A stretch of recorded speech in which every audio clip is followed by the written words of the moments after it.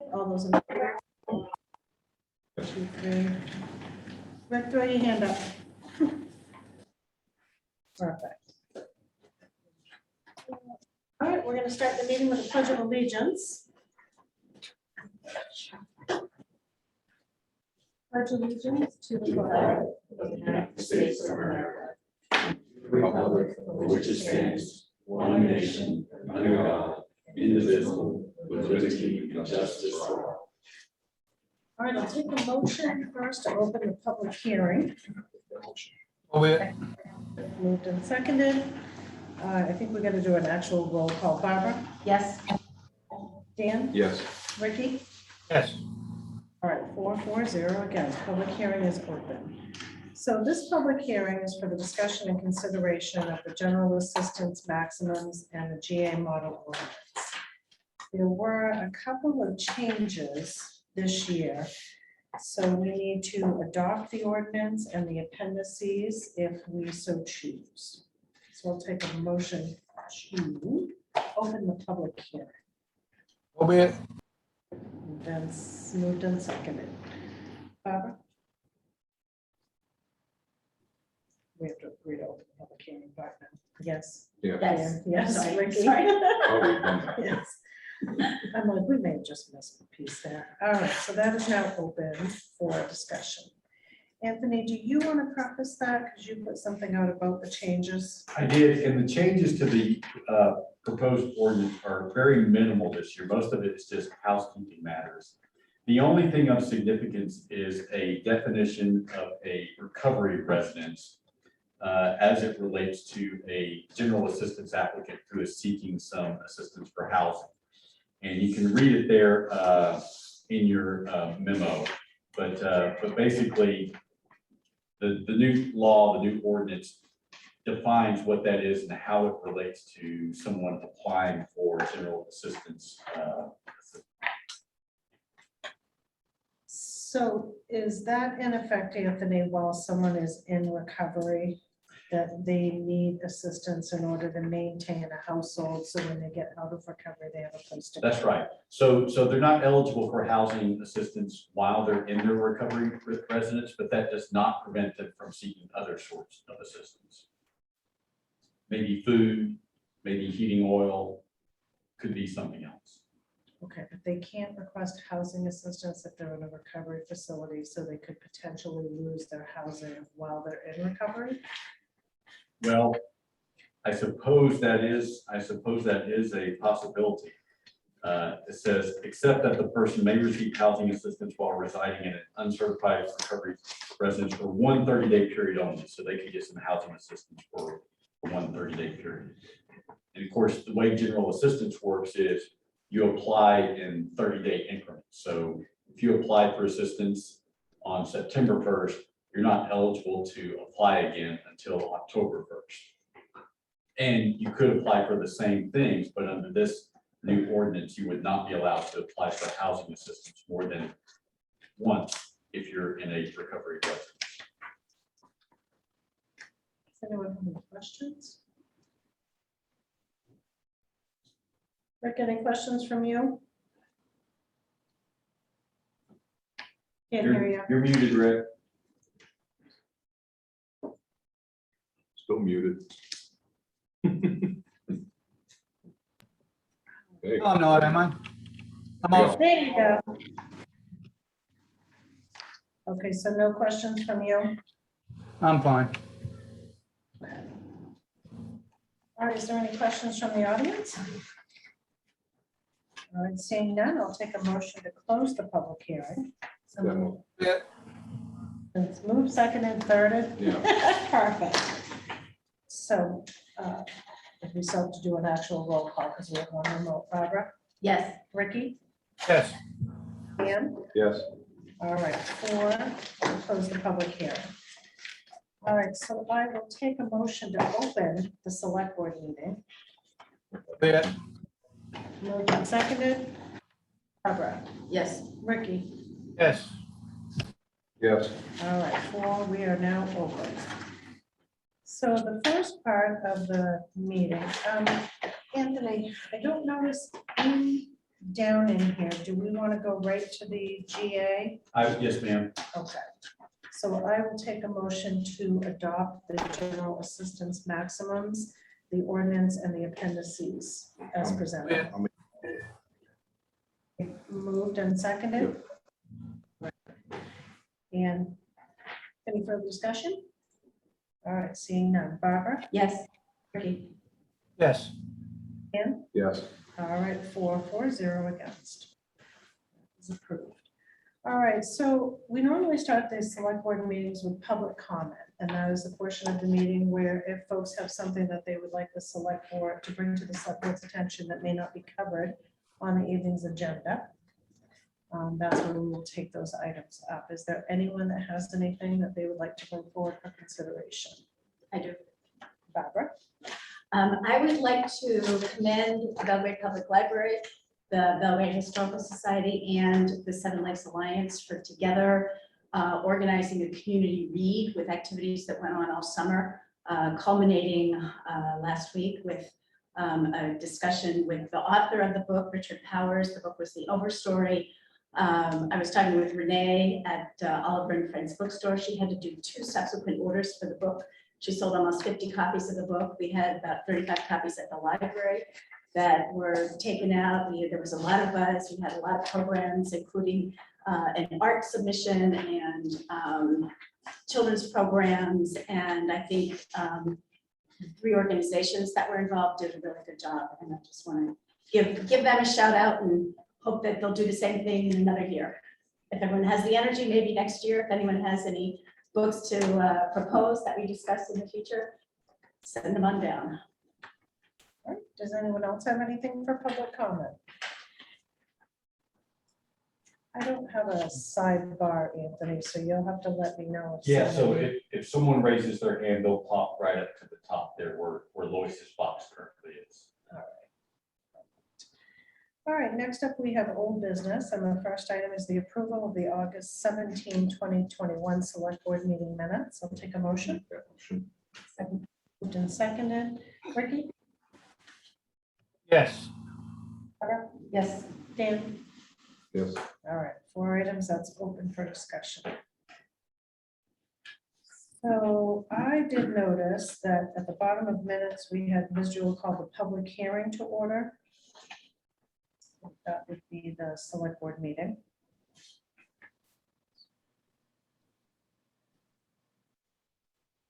Got And then the discussion and the consideration of the speed limit signs, did we move to revisit that on September 7th, or did we say that we would gather the information and bring it forward to another meeting? Because I feel like if we didn't say September 7th, then we shouldn't have that as part of the meeting minutes. I think you're right about that, Melanie. That's all I had. Does anybody else have anything else? All right, Nope. Seeing none, I'll take a motion to approve those minutes. Second. So moved and seconded. Ricky? Yes. Barbara? Yes. Dan? Yes. 4 yeses. Those are approved for those changes. All right, next up, we have a discussion and consideration of measures to slow traffic in the village. I'll take a motion to open that item. So moved. Second. Moved and seconded. Ricky? Yes. Barbara? Yes. Dan? Yes. All right, 4 for yes, that item is open for discussion. We did have an external message here from a participant. Yeah, Bill Mitchell. So Bill Mitchell, so I'm gonna read what Bill sent to us because he wasn't available to be here this evening. So he said, since I may not be on time for the speed issue, I'm speaking at the Waterville City Council meeting. I want to just restate my view of things. I believe adjusting speed limit signs as vehicles approach the village from 55 to 45 to 35 to 25 is critical. Speed limit signs are the most basic rules of the road. I disagree with comments I've heard that speed limit signs are ineffective. 2, I feel the town should have blinking LED lights to each 25-mile-per-hour sign approaching the village. 3, adding pedestrian signs at all sidewalks will be a major speed deterrent because it feels like the lanes are narrow. The reaction for most, if not all, drivers is to slow down. Some have suggested the lanes are too narrow for these, but I disagree. The units are not that wide. 4, the expectation should be that 1 or 2 of these will get damaged each year and budgeted to be replaced. I would encourage the town to always keep a couple on hand. 5, I am not in favor of the collapsible poles mounted in the middle of the road except on either entrance to the village.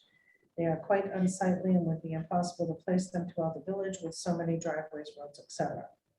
6, I believe the town should routinely request additional patrolling from the sheriff's office and the state police. 7, continue using the radar device currently being used 1 month each summer.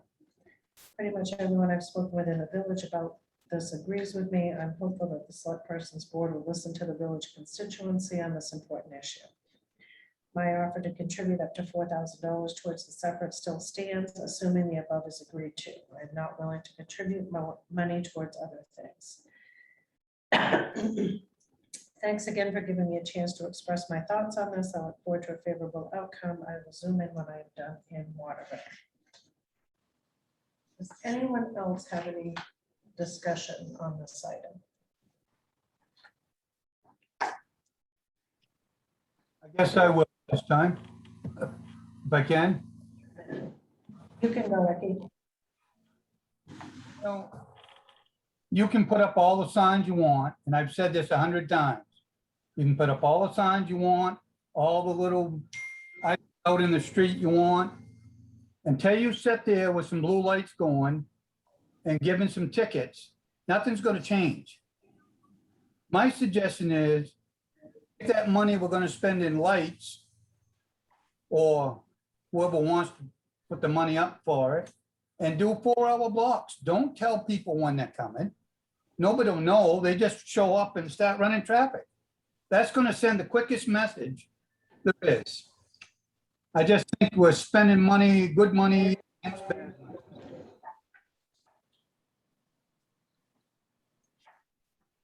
So Ricky, I remember when we asked about if we could step up patrols by the state police and the sheriff for the issues that we were having with the transfer station and folks coming in with loads that were uncovered.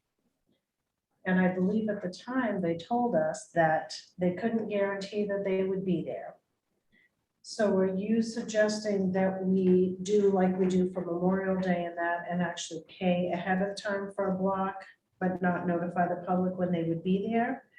Or simply ask if it's possible when they're patrolling, if they can take some extra steps to make sure that they're down in the village a little bit more, checking for speed violations?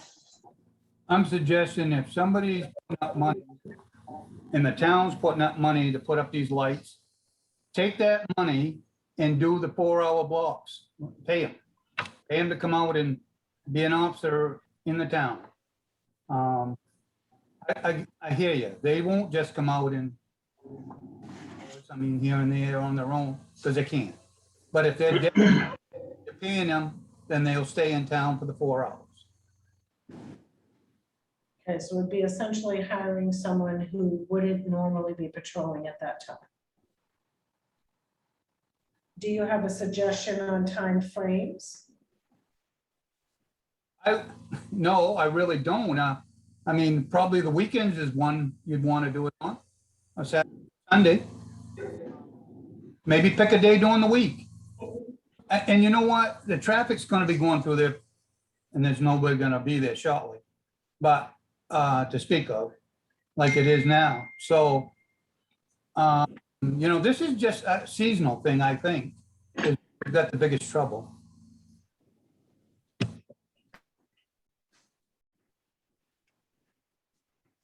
Does anybody else have anything? Well, I think that the transition speed limit is a good idea.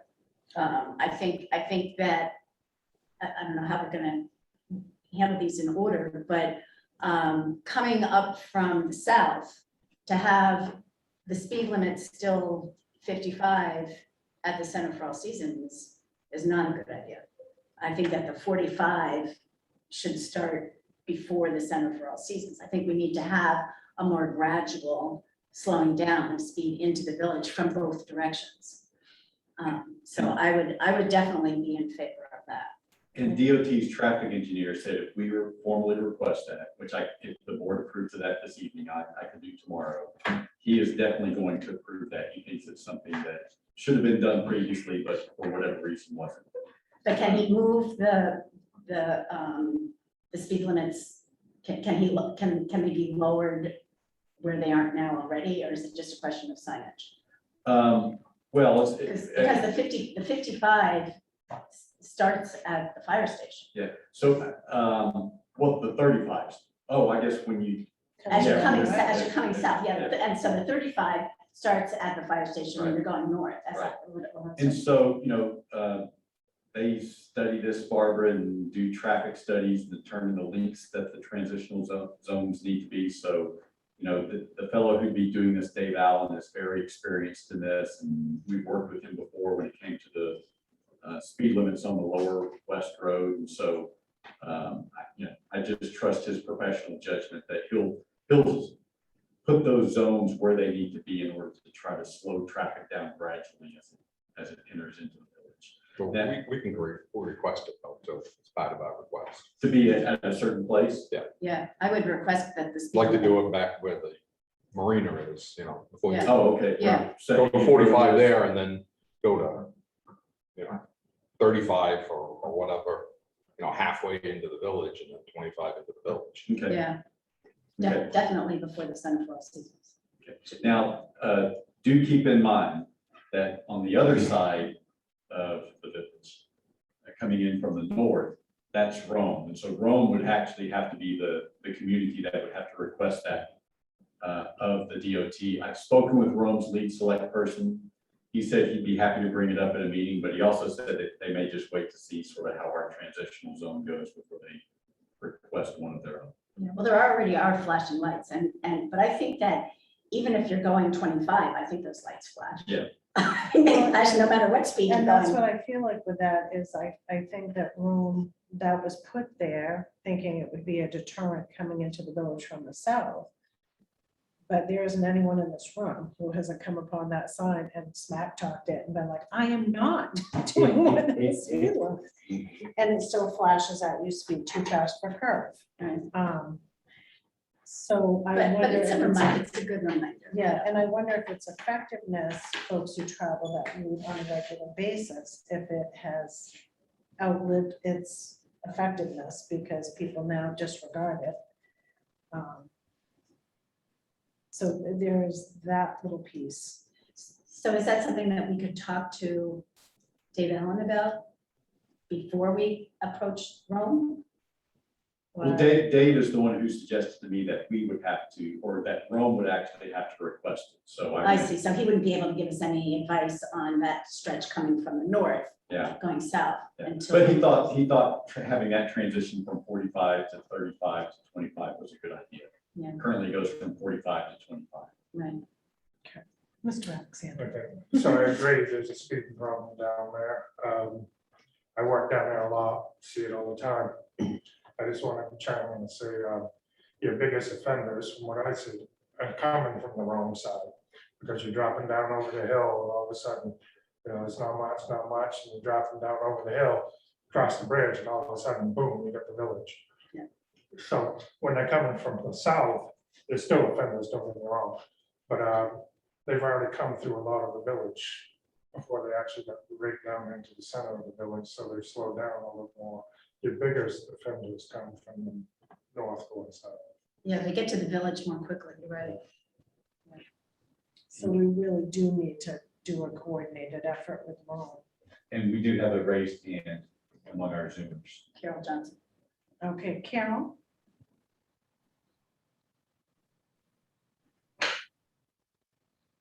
Carol, you may not realize you're muted right now. There we go. I live here right at the foot of the hill where the big trucks come over. And they are huge offenders of this. And at night, they'll come down over that hill going 45 or 50.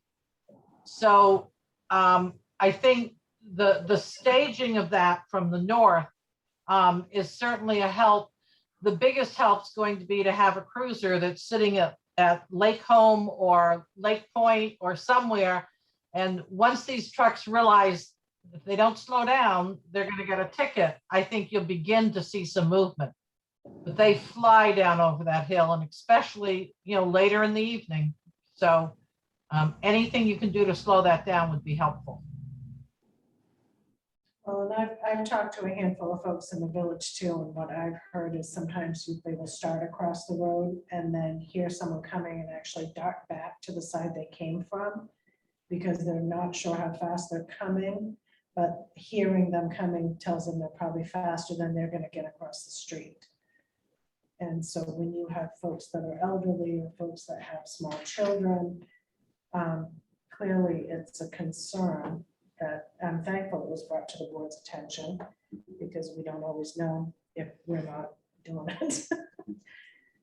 So what are folks' thoughts on, so there's the white posts that the Bicycle Coalition has suggested. I know they did send some photos of how they look in downtown Augusta. And I don't know if you folks have been in downtown Augusta when it's been busy, but I have been. And you don't notice them readily because you're scanning the road. It's now two-way. And then it kind of catches you on the corner of your eye that these are marking the crosswalk. But I don't know that it calls my attention to the crosswalk any more than I look for a crosswalk so you're not running people over or you're looking for one to get to. Mhm. My personal thought is that the ones in the middle of the road would actually be more beneficial because you see them no matter which side you're coming from. There's that visual reminder or the suggestion that the road is narrowed because that's in the middle of the road and you have to slow down so you don't hit it. So I'm wondering what the rest of the board thinks about that. If we think one might be more effective than the other, do we want to do both? I would be inclined to start with the pedestrian sign right in the middle of the road. There shouldn't be parking on either end of the crosswalk. So, even if trucks feel as if they have to move over a little bit, there's plenty of room. But I think that would be one place to start is by putting the pedestrian, what are they called, pedestrian zone signs right in the middle of the road on the center line at each of the 4 crosswalks. What are your thoughts there, Dan? I don't have a problem with trying them. Who's paying for Well, I think if it's anything on Bill's list, it seems like he would pay for it. them? No, from reading that, if we don't do it all, he's not paying for it. Right. So do we have somebody else out there that's gonna help cover some of the costs on these things to try them out?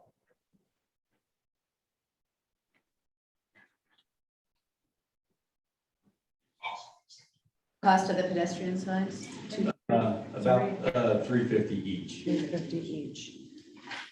I don't like to brag about this, but 25 years ago, I got a speeding ticket in that area from Farmington, so in that Rome area, and it made a lasting impression. I've never sped through that area again, so See? that She's might a be case- money well spent. She's a case in point. Then she was literally on the straight and narrow after that. Correct. And if we found that the 25-mile-an-hour sign at the end of the West Road where we have the speed complaints, where that is a bigger sign and it is highlighted that it's 25. And it seemed to be the folks there that was effective enough. What was our cost with that? I would have to double check. It was nowhere close to $1,800, which is the cost of the LED equipped sign. Right, and those have a solar panel on them, right? So, because we looked at that a couple of different ways, and then we couldn't get the lighted sign, was that what the deal was? No, the lighted signs were cost prohibitive at the time. And so what they were actually asking for, those orange sort of gears that stick out from the sign. And the sign company that we used did not have any of those. So that's what Jason went with, was the bigger metallic silver and red border for those signs. Have we had any complaints from that end of the West Road since those went up? I know we had some kudos at first, but now that we've come through the summer season pretty much. I have gotten no complaints. So maybe that's an effective way to start with some signage. Any thoughts with that? Well, I was looking at the paper here, it said something about maybe willing to help out with some of the crosswalk signs. Yeah, so the Bicycle Coalition works with the DOT. Okay. It would not be no cost to the town, Right. but the cost of those would be underwritten to some extent. I'd like to find out how much underwritten it would be. So the setup the picture that we got for in Augusta, but also it has the delineators on the sides of the road, that was $400. So I think you could expect to pay somewhere in the neighborhood of $300 to $350 for the in-street pedestrian crossings. Right, but is that our cost or is that Yeah, I think after? Dave Allen was not aware of the DOT paying for those, but what happens is the DOT contracts with the Bicycle Coalition to do this sort of work. And so they might come and install it, maybe the install is at no cost to us versus the equipment itself. That center one, I don't think there's much of an install. I think it's a weighted base. But I do think they bolt that down into the pavement. Dan. I may be mistaken about I that. don't know, on those, I don't know. I know the other ones, they do what they do up here, but I'm not sure if it's, those, they just spike them down or if it's just a weighted base. And then if they spike them down, there's new pavement. Just that. Well, it comes up, just like the ones up on the left, come up every year. So, because it does say Maine DOT may be willing to help cost, but it says let's get the signed up and probably install in May of 2022. Right. And just personal opinion, I think that'd be fine, as Ricky just mentioned, the seasons for all intents and purposes is over with. And so maybe it makes sense to install these in the spring as opposed to doing it here when we're on the cusp of the fall. Well, I guess I would also want to check and see if speeding is an issue, not just in the summertime, because it's not like Belgrade is Yeah, not a throughway to go to. You can't Range. put They these in make- the winter. Right, there's a lot of truck traffic. You can't Wow. hit those, which is why I wonder if we want to do something else to calm the traffic, because Yeah. that is a throughway for the trucks going to Yeah, the. I would have to check with the DOT to see if these are a problem for plows. I would say we have to Yeah. get these out of the Yeah. road for the plows. They like the ones up on Route 8 and 11, you gotta take them out. Yeah, you have to have everything out of the roadway, which is why we can't do speed humps or anything like that as well, because it wouldn't. You're talking about the pedestrian signs. Yeah. Yeah. Yeah. I mean, if we could get them, I think it would be worth starting whenever. I would. Right. I mean, I realize some until next spring, but Well, and also figure out if we look at doing something now, what budget are we gonna pay for that out of? Because we didn't designate anything, so we may need to formulate our plan. And if there isn't anything that we can do readily at minimal cost, then we need to hold it. So, and again, what we could do is we could build the cost of this into the roads budget for 2022 for voters to consider. okay.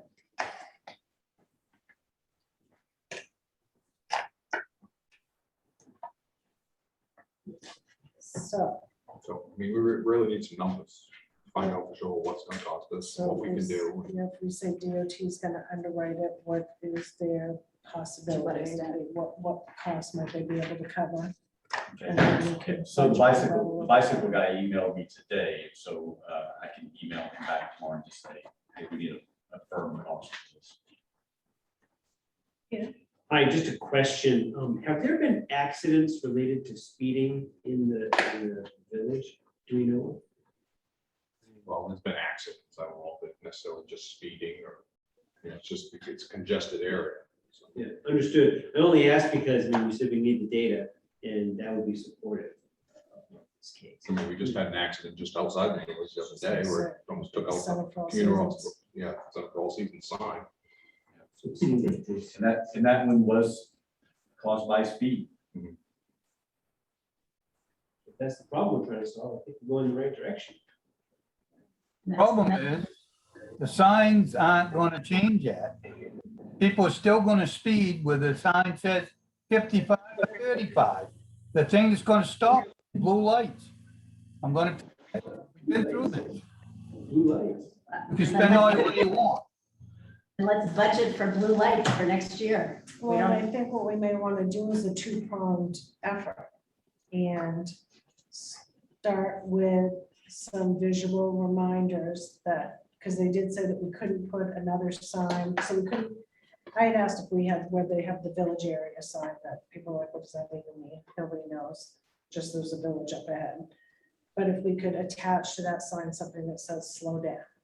And DOT said no, that they didn't like attaching anything else to the sign.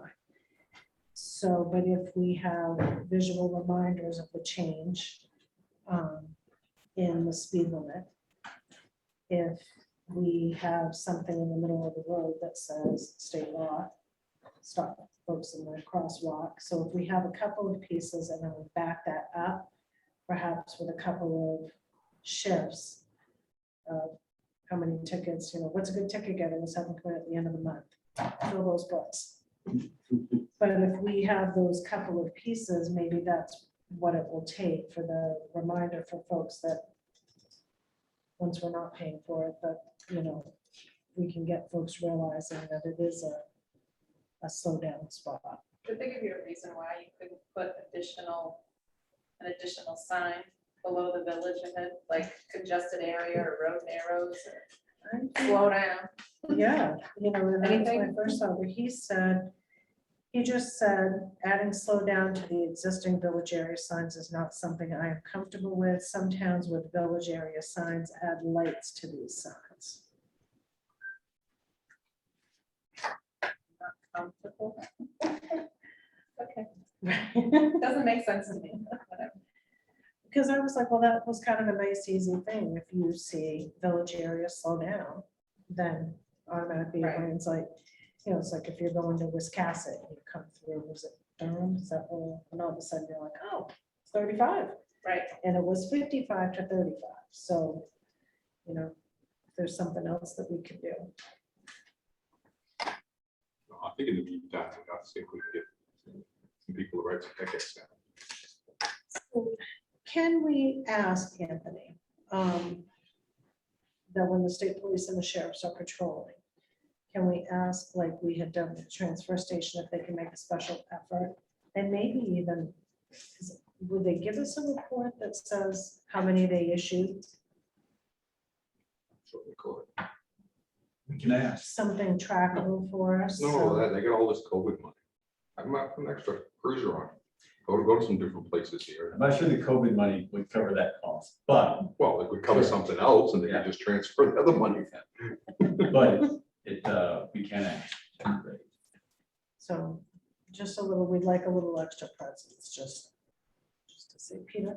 Just wanted to mention that public safety, the Department of Public Safety, which has the state police, are resource constrained as well. So just be aware, you can make the request. They may have to tailor a response. It's hard getting police. Yeah, I don't know if you're gonna get the state police because I deal with them all the time, criminal justice, public safety, so. Yeah. Well, and just in But talking to Kennebec them too, how might be far able to- away they are sometimes when there's one person Yeah. patrolling Belgrade, and if they're in Castle Island, though, then there's an issue, So just, state police don't have 24-hour day patrols. right? Most people don't realize that. And there are very few officers at any one time, regardless of which agency is patrolling. Correct. Kennebec being more local, you might be able to get Kennebec from home rights and tickets, especially if you get a lot of Kennebec people that live out in this area too. I think that's a good call, Dave. Sure. So do we need a motion? So this was more for consideration than discussion. I don't think we're quite ready for action except for direction. So if we could, so what we want is to request extra patrols within hours, right? Mhm. And if Maine DOT would assist with some of the signage, what would they anticipate they could Maybe a contribute? year of the Bicycle Coalition will find out what it's actually gonna cost us to Right. do this. to go ahead with the transitional speed survey. And Anthony, has anybody drafted a letter on the letterhead? Because it would actually be the board that makes the request of Maine DOT to change that. The way he put it to me, Melanie, I just needed to send him an email after the board discussed it. Fine, if they're willing to do it that way.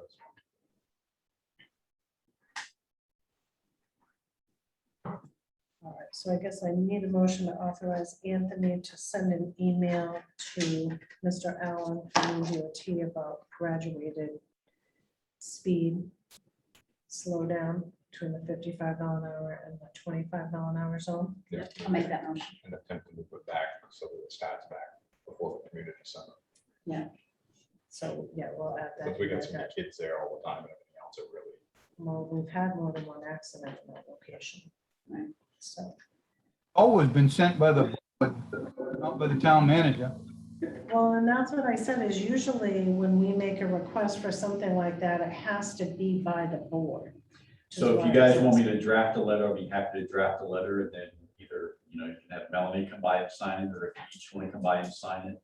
I think we have a chair sign it. I think that. Yeah. Okay. All right, so is that your motion, Ricky? I'm not making a motion on this, but you can. All right, so I make a motion that we authorize the town manager to draft a letter on behalf of the Board of Select Persons to Maine DOT requesting a graduated speed limit change starting at least at the marina. If it needs to be before the marina to get the right amount of distance in between, but at least at the marina heading. That's something. South. South. Oh, heading No, north. No, that's Heading north, north. heading north. And so heading south, I was like, heading south, the 55 would start at the same point. Yeah, they should. So the 55 would move south if you're coming out of the village. yes. All right, Wouldn't that's be my at the motion. Second. Moved and seconded. Any further discussion? All right, seeing none. Barbara? Yes. Ricky? I'm gonna vote no because I think we're going this wrong. And you guys can do what you want, but you can put all the signs up you want, just like I said. I'm a firm believer.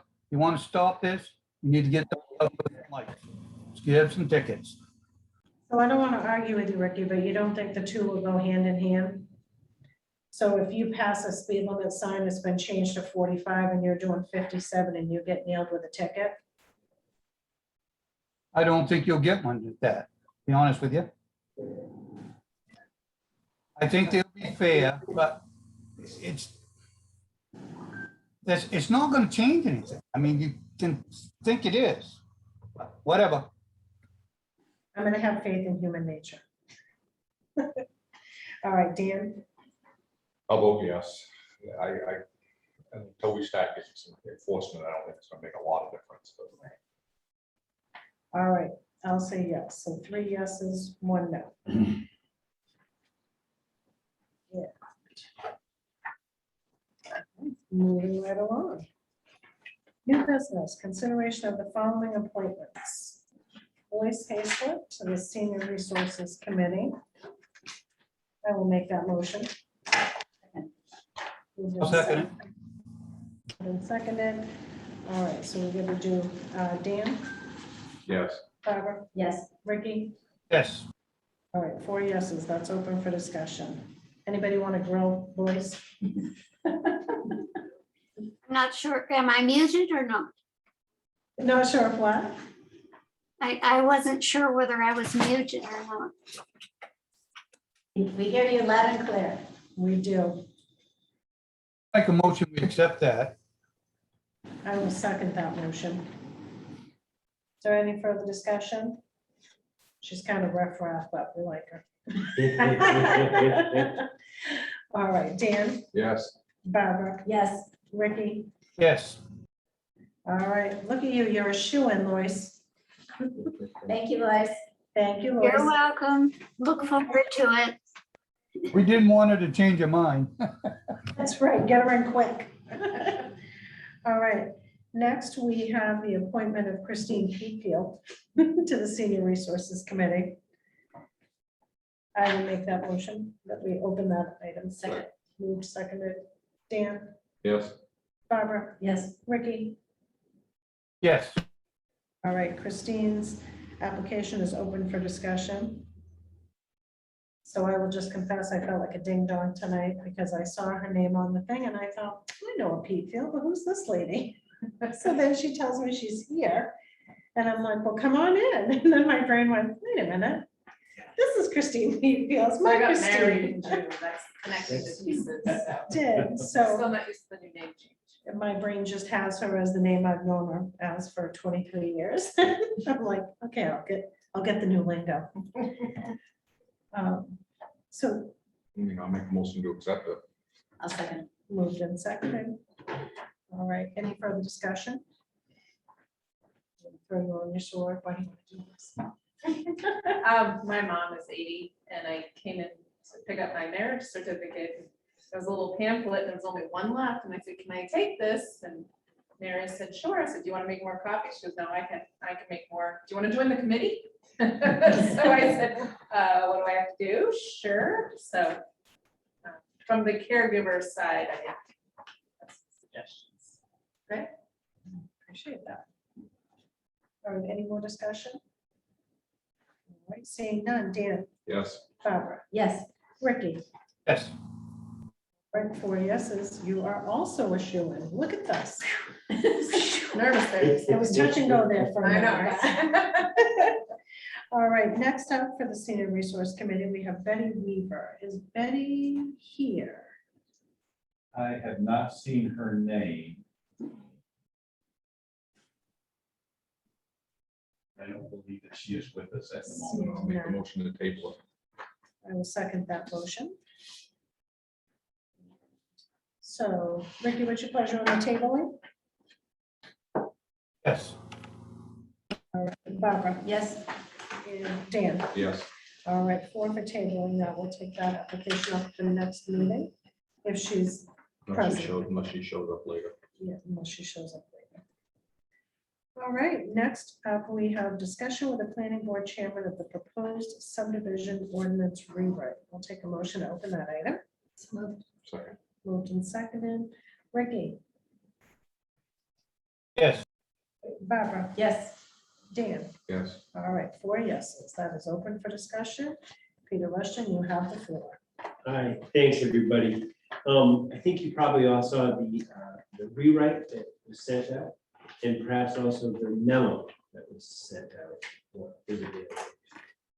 I just wanted to bring your attention that the subdivision ordinance that we have been working on with Charles, who is present with us virtually tonight, from KV Cog, it's a longer involved ordinance.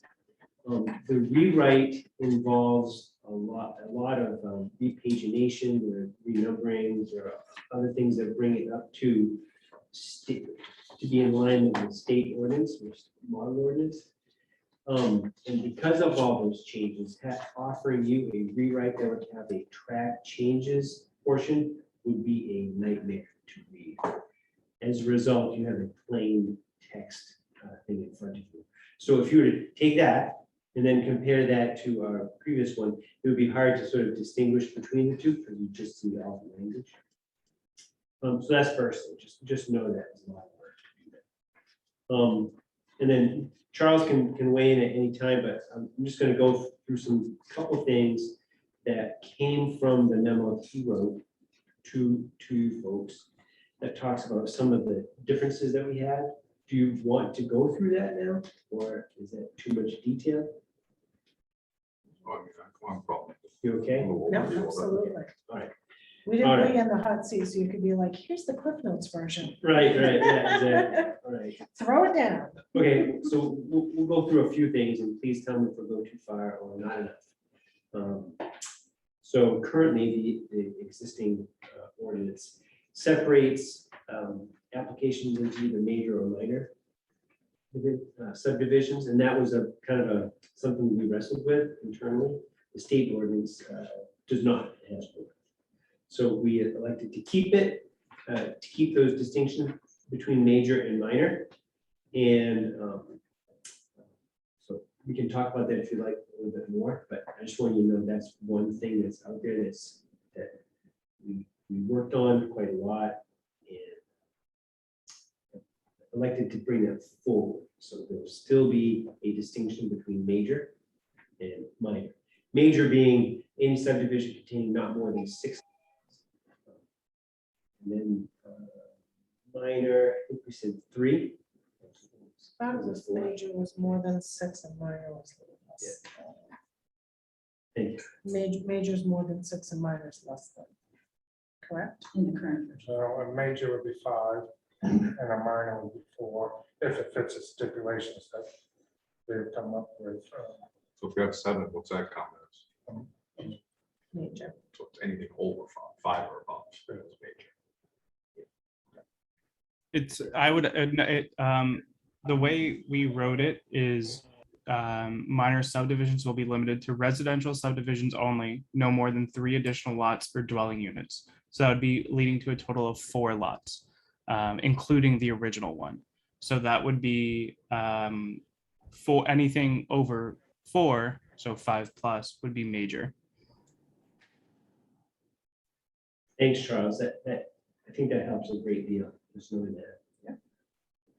So we have those distinctions going on there. Wanted to point out that as far as the application process is concerned, that we are, let's see now, since we have maintained separate application processes for minor and major. However, all proposals will have the same sketch plan meeting, on-site inspection, final approval and filings, and revisions to approved sketch plans. So the designation of minor or major will be decided at that sketch plan meeting following allowing the applicants to prepare for respective preliminary plans. So there'd be a time to say, oh, this either fits or does not fit one of those 2 distinctions that we talked about. Now, if there's some portion, say there's a minor subdivision application, but they would like a roadway, would that trigger them to then become major? Because as part of the minor, it says no road. So if you had 4 lots, but you intended to put, say Pinewood pops into my head, and I know it's more than 4, but a road and then the house is on either side, would that then make it a major subdivision? My thinking is, the way we've written this, is that anything that has a proposed road would not be minor. Okay. Charles, is that accurate from your perspective? Yes. I think if I heard you correctly, Peter, part of the definition and for a minor subdivision, just to step back a little bit, in addition to no more than 4 lots total, is for residential subdivisions only, with no new roads and a total area of subdivided lots no larger than 200,000 square feet. That's the definition that we kind of worked through. So in the chair's example, if there were 4 lots and they wanted to put a road in this sense different than a driveway and easements, I would say, a new road would make it a major subdivision. Great. Let's see what else I want to make sure to point out. One of the last things I want to make sure that you are all aware of is that that we included an updated appeals section,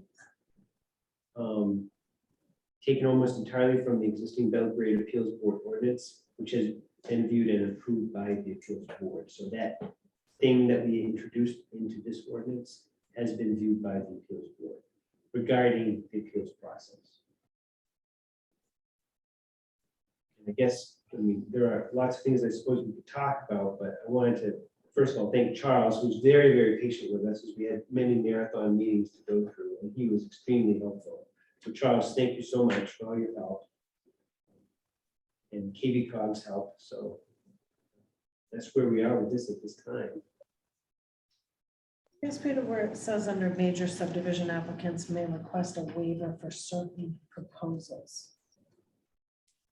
What would what would be waived if it was a major subdivision application?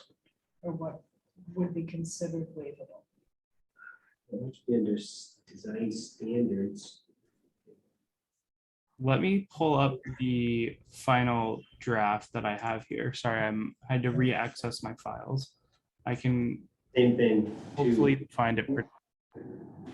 It's under section, Charles, 14.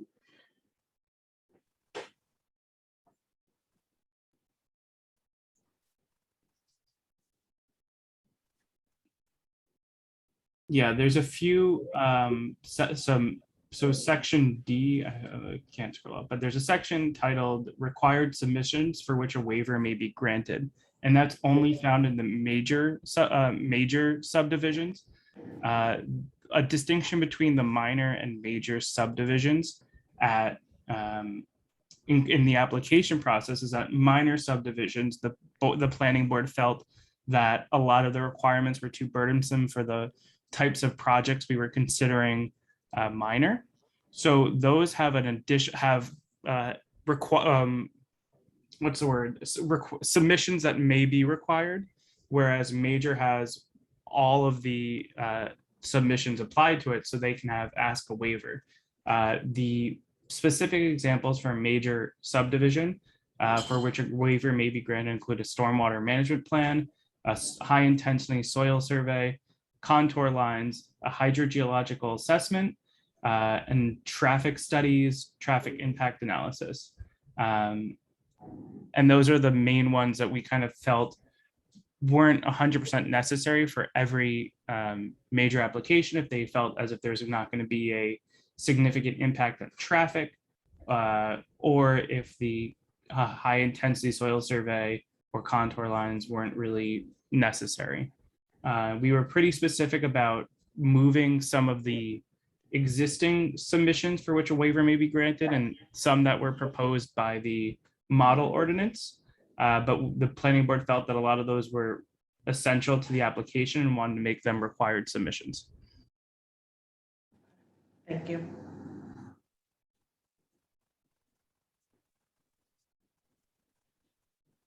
You guys put a lot of work into this. Yeah, it has been something, but good, because one of the things, it has been many years since we looked at it. Move on to the next one.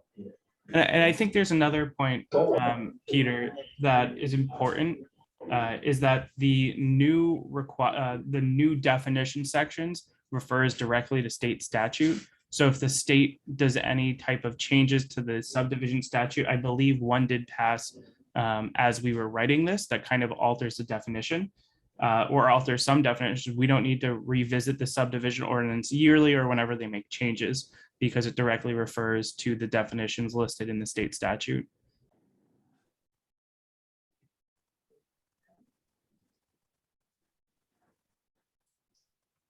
Thanks, Charles. And that, I think, was good guidance from Charles and Katie Cog, was to do some things like that, so that rather than having to revisit these things annually, it's such a pain, right?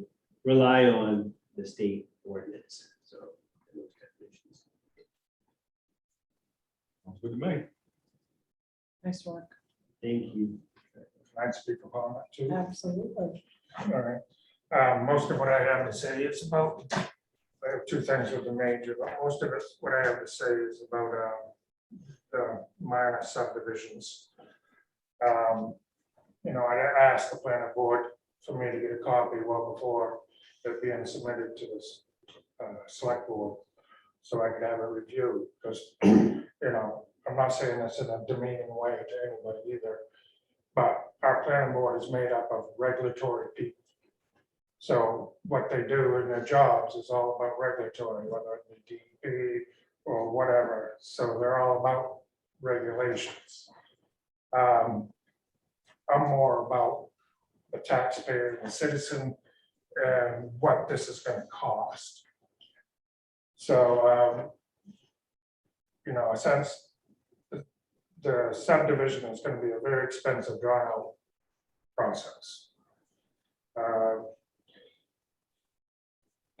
Most of it's in the minor.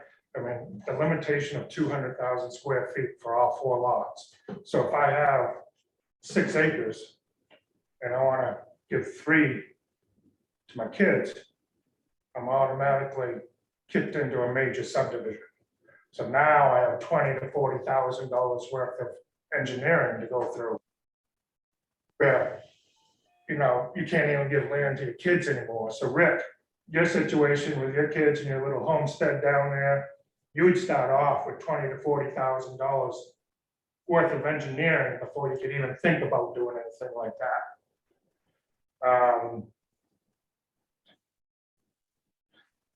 You know, so the 200,000 square foot is a problem. The no road thing, you know, they say no roads, but it's going against what the DOT is doing, because now you're making 3 more driveways going out onto the road. So the DOT wants these collector roads made, so you have 1 entrance and it collects all 3.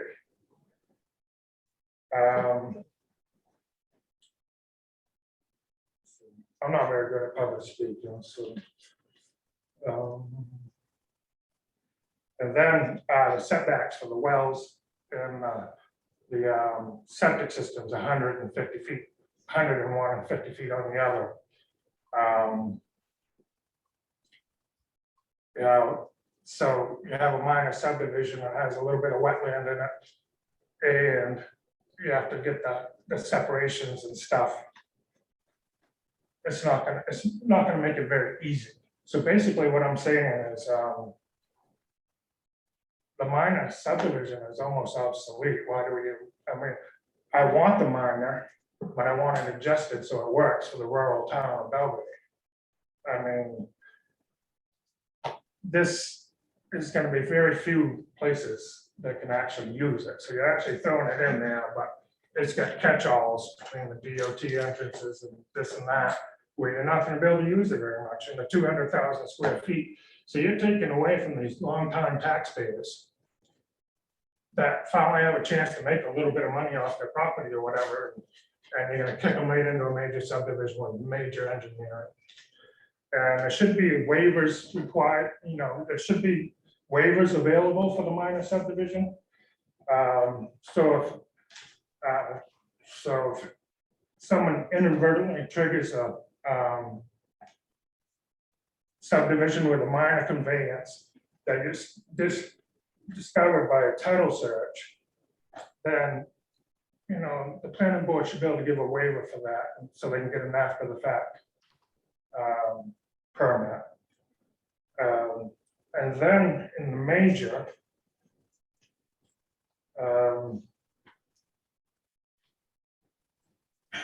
monuments at the roadside. So these are 4-foot-high granite or concrete monuments put at the roadside, marked in these places that break, and they're difficult to find. And a monument just is replacing a steel pin. I don't see the purpose of a monument. Why does Belgrade need a monument in their subdivisions? There's no purpose for it. I don't understand where that's coming from. And then the last thing is fire ponds. You know, fire ponds, I talked to Dan McKenzie and he said they're not necessary in the town of Belgrade. He said if there was an existing pond and someone wanted to put a dry hydrant in it, that would be fine. That would be, you know, they'd probably get a deduction on their insurance or whatever. But he says they're not necessary. He says his biggest point was a turnaround, just get the trucks turned around. You know, in here, they're talking about putting a 10,000 gallon tank. A minimum storage capacity of 10,000 gallons shall be provided for a subdivision not served by a public water supply. An additional storage of 2,000 gallons per lot of principal building shall be provided. And they're also talking about sinking tanks into the ground if the fire pond won't hold water and putting the infrastructure in there. I mean, this is Belgrade. You know, I built a subdivision And this is making it impossible for me to ever do anything like that. So you're taking away from the locals that may have be driven. I mean, they've been paying taxes on their land for a long time. And, you know, those are basically, there's like 4 or 5 items out of this whole thing. How many pages is it? So 95 pages, 96 pages. So, you know, we didn't have a chance to discuss this after this final draft came out. So I'm asking you to kick it back to us so we can go over it and give us some direction on how you feel about some of these things that I just pointed out. All I'm asking. Peter, if I could respond to Craig, I'm a little shocked. A lot of these were on the draft I sent around in December of last year. So I feel like we had a few meetings to discuss this, but I think a lot of these standards are pretty straightforward in terms of developing good policy. Sorry, there's a plane flying above me right now. I think a lot of these are really common standards, and I get how for some of these in the minor, maybe we could request a waiver, but the way we put down the submissions and the way we built the submissions, we had one whole planning board conversation specifically about this, is that these are what we think are absolutely necessary for a minor subdivision. They're not too burdensome, and there's a lot that may be required. That's how we built it out. So there's so many things like a phosphorus control plan, not needed. Hydrogeological assessment, not needed. There's a lot of these tools and reports that aren't required for minor subdivision because we were trying to address your concern of supporting small families looking to subdivide, build housing, cut off a piece for a family member. And that I think that note is still kind of found throughout here. And that's why the minor subdivisions are kind of within their bounds, residential only, to kind of keep that in mind. And I think the major subdivision has a lot of flexibility in the requirements. But going down and looking at specific ones, I mean, I just searched the 10,000 gallons shall be served, and that's only in areas that were identified in the comprehensive plan. So I think it's important to look at the context of the whole document when just going through it. And again, we've the planning board, I hope, had reviewed this previously. I know that Peter and George had really contributed a lot to this conversation, going meticulously line by line. And we did review a lot of these, and I think they're pretty strong standards to maintain. Okay, but again, you know, you guys are all regulatory people. You guys know what you're talking about. The rest of us, we don't. So I specifically asked to get this beforehand so I could have it reviewed so I know what I'm talking about. And these are the things that came up. And I kind of disagree with you that the minor subdivision, you're barely going to be able to use it. So it's pretty much not, you know, you're barely going to be able to use it because there's big pieces of property around Belgrade. As long, you know, people owning them for a long time. You're not even going to be able to use it. And furthermore, the comprehensive plan. So where is that? Why is that in there? Where is it that they specify that it needs to be there? And why are we going to follow the comprehensive plan in this, but not in business growth in your village districts? You know, so there's catch-alls. You know, that's the way they build ordinances. If I can't get you here, I'm going to get you there. And you know, I would just like to see this minor subdivision expanded, and there's no need of fire ponds. And the monuments serve, what purpose does a monument serve in your mind?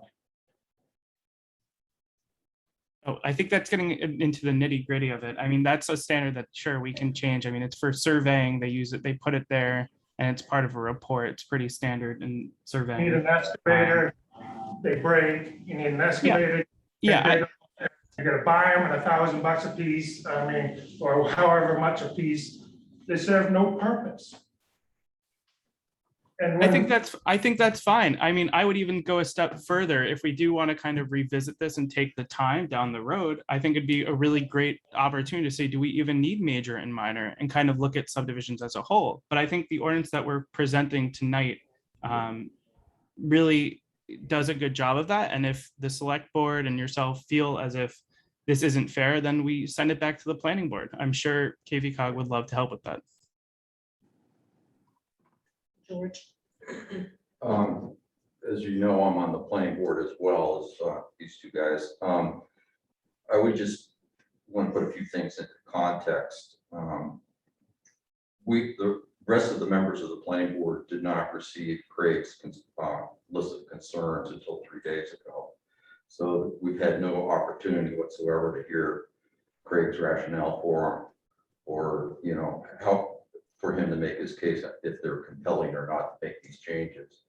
I would also point out that the way the distinction between minor and major subdivisions was part of a fairly comprehensive compromise amongst the members of the planning board that Craig was a party to. For example, to use the example of a road, we did not include roads in the minor subdivision, because if we did that, we'd have to add a number of standards to deal with the phosphorus runoff, the stormwater runoff. All those things are not part of a minor subdivision. So it's a balancing act between providing an opportunity, as Craig said, for somebody to split off several lots, whether to, you know, supplement retirement funds or for whatever personal reason, without going through the major subdivisions hoops. The other thing to keep in perspective is the requirements for the minor subdivision in this draft is far less rigorous than what's in the current ordinance, in Belgrade's current ordinance from 1988. So keep that in mind. This was not done in a vacuum. It was not done without consideration of costs, and it's a delicate balance. If we start taking apart some of the stitches, it may all come apart amongst the entire planning board. And then lastly, I just would like to point out, there are parts of this ordinance that were absolutely necessary because the current ordinance is not consistent with state statute. Even the definition of subdivision isn't anywhere close to what's in statute now. The review criteria the planning board has to use to decide whether to approve or approve with conditions or deny a subdivision are greatly expanded in state law since the 1980s. So we're putting applicants in kind of an unfair situation at the moment, because they can't look at the town ordinance and know what's expected of them. And that's one of the goals of this rewrite.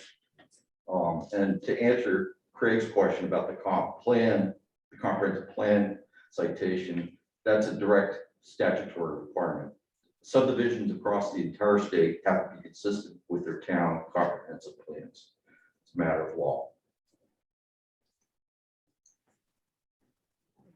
Hey, Melanie, if I can add something, one of the things, George didn't mention it this evening, but one of the things that he's been a strong advocate of is this really isn't the end of the process for this document.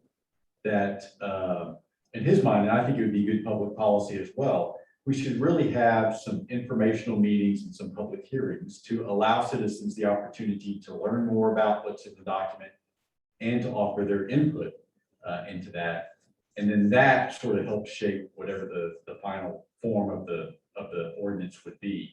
Then it comes back to you guys to decide whether or not you want to put it in front of the voters. So ideally, I think we want to complete that process where we have some public hearings about it, and not necessarily the formal public hearing that's required before it goes to the voters in March. So what you mean is more public informational meetings? Yes, Public and so you know, we've got you know, one fellow in particular that comes to mind who's been very active about building homes and developing subdivisions. And so for someone like that, I think, you know, it'd be interesting to hear and informative to hear what he has to say about this, the good, the bad, and the ugly, and how that may shape, you know, the final version that the planning board then wants to bring back to you to consider putting before the voters. So I do think that that's a good idea. I do think having public informational meetings, getting input from the public, but I feel like the size of the document printing prohibitive. That's one of the things that we've heard from folks with having the Zoom meetings is that when they print out a packet and it's 40 pages, that now they're out of ink and they Right. can't. So I think that if we do that, what we would need to do is make several dozen copies and have those available to the public. I would suggest having some at the library. Yeah, I think that's a good idea. And so, it's one of the reasons why I wanted to post it online, go ahead and get it out there so people can start accessing it. And, Craig came in the other day and asked if I'd print him off a copy, and I did. It took 5 minutes or And that's so. when I first got the copy. So I asked for it weeks ago and I sent it in Word. I couldn't open the Word. And then Sarah tried changing it into a PDF. And then I went to my spam and I couldn't open that. So I just got this last week and hence the 3 days. So I was right on it afterwards, sending to the planning board members and Anthony. I just kept it at that well. And so my point on that was simply that if someone will print up a couple of copies, I think it's a really good idea to have one just here posted in the town office, have one posted at the library as well. And if someone wants to come in and they would like a printed copy, take a couple of minutes and we'll print one out. Well, I would actually suggest if we're going to consider public informational meetings that we have, that we go ahead and produce several copies, have them bound in a way that makes, maybe have copies that folks can actually sign out of the library. Because I don't know about you, but I'm not gonna sit and go through 96 pages and be able to digest it all. Right. We all have lives and I haven't jobs made it and through the and whole all of thing. those And things. and he's brought up a lot of good points. I mean, I agree with fire ownership, on fire department and stuff. Basically, we get the big tanker stuff. Turn around, we have our own ponds. We pull them off the back of the truck and we open them up and we fill them up.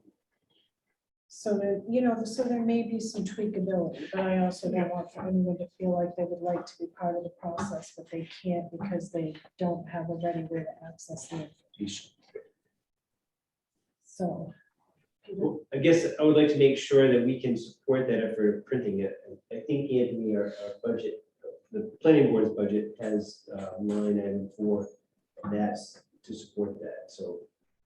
But I think we tapped into some of yours for legal. True. We may like to. I think pertinent should, if we need to, we just print it here at the town office. It comes out of the town office budget. It's just printing. Yeah, well, that's what I think too. Just I one- don't know that we have to, but have it in a way that folks can access it, and if you. Sounds to me like, I mean, we're 95% there.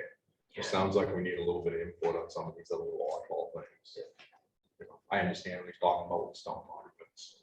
Don't do a whole lot for me one way or the other. As long as the survey stay there. Yeah, So why add an additional cost onto right. a major cost that's already happening? Yeah. For So not only that, if has you get no them too use. close to the road, you can't put them too close to the road anyway, because you can't have anything. It's like these people that put up the granite mailbox, technically, you're not supposed to put up anything solid within so many feet of the right of way. George. I was just gonna suggest to Peter and Anthony, if we could have Craig's concerns placed on our agenda so that we could discuss them sooner rather than later. So that whatever draft goes to the public informational meeting, it's one that's supported by the planning board in its entirety rather than having divisions.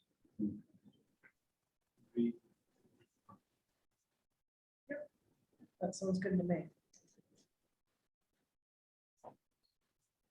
Everybody else comfortable? All right. Get it out there, comment on it. Finish her Thank up. you, folks. I can't honestly, I mean, I feel like I say a lot of times how much we appreciate all the work that you do. But, we all know, I mean, we're all exhausted when we're done work, and then when you're looking at a couple of hours of doing this and that, and yeah, it's a thankless job, but we do appreciate it more than you know. That's why I mentioned the next set of ordinances. You guys work out, although I made it easier on, I want Anthony sent you the Chelsea's solar ordinance. Oh, the solar one? Yeah, I think It's so. a really Yeah. nice ordinance. They've done a real good job. I really kind of like it. Okay. Good. It's a very good starting point. You could use most of it. So like we did with the one, well, we just wipe that Would you out. be able to send that back out to us? Yeah. And another question I have is, the moratoriums. Now, are we able to extend those? We are on all three. Yes. 10 years sounds appropriate. We'll have it all nailed down by then. All right, thank you guys, everyone. We will appreciate it. All right, next up, we have discussion of the annual report of the Comprehensive Plan Committee. A motion to open that item. Second. Moved and seconded. Bob? Yes. Dan? Ricky? Yes. All right, 4 yeses. All right, Mary, do you want to, oh, wait, George, you're gonna lead us, aren't you? Yes, I am. Thank you. Good evening. Hey, George, can you move to closer to the middle of the room so that Al can pick you up? Yeah. we're gonna He's have on you- the screen. Okay, good. He's on the screen. I just didn't want to have people to my back. Mary Vogel, who is the vice chair of the committee, I believe, is on the line. Is Pat, Pat and Kathy. oh, and Kathy are as well. So you have all but one of our members. Just as a refresher, the purpose of our committee, of the Comprehensive Plan Oversight Implementation Committee, mouthful, is to basically monitor the town's progress in implementing the comprehensive plan that was approved by voters back in 2014. To see what, track those change, track the progress, and then report to you what we find with any recommendations that may be appropriate for your consideration. And this is our annual report to you with those findings and recommendations from our activities of the past year since the last time we presented a report back in September of 2020. My summary tonight is going to basically follow the format of the written report that you have in your packet. So, I'll talk about and summarize the areas we reviewed, what our findings were, and then our recommendations. We have a few more recommendations this year than we've had in the past. I do want to start out, though, with thanking those town officials that assisted us, provided us with information, and cooperated with our efforts. They, of course, include Anthony. They also include Peter Rushton, Fire Chief Dan McKenzie, Rescue Chief Travis Burton, and Belgrade Code Enforcement Officer Gary Fuller, as well as Joel Greenwood from KP Cog. So we wouldn't be able to do what we do without the assistance of other officials in the town of Belgrade. This year we looked at several chapters and the recommendations of those chapters in the comprehensive plan, determine what progress or lack of progress has been made. Those included the farming and forestry chapter, the chapter on public services and management, as well as we took a second look at one recommendation from the growth and development chapter. And then we followed up on a recommendation that we made to you a year ago, that we take a comprehensive look at all the recommendations that are scattered throughout the entire plan.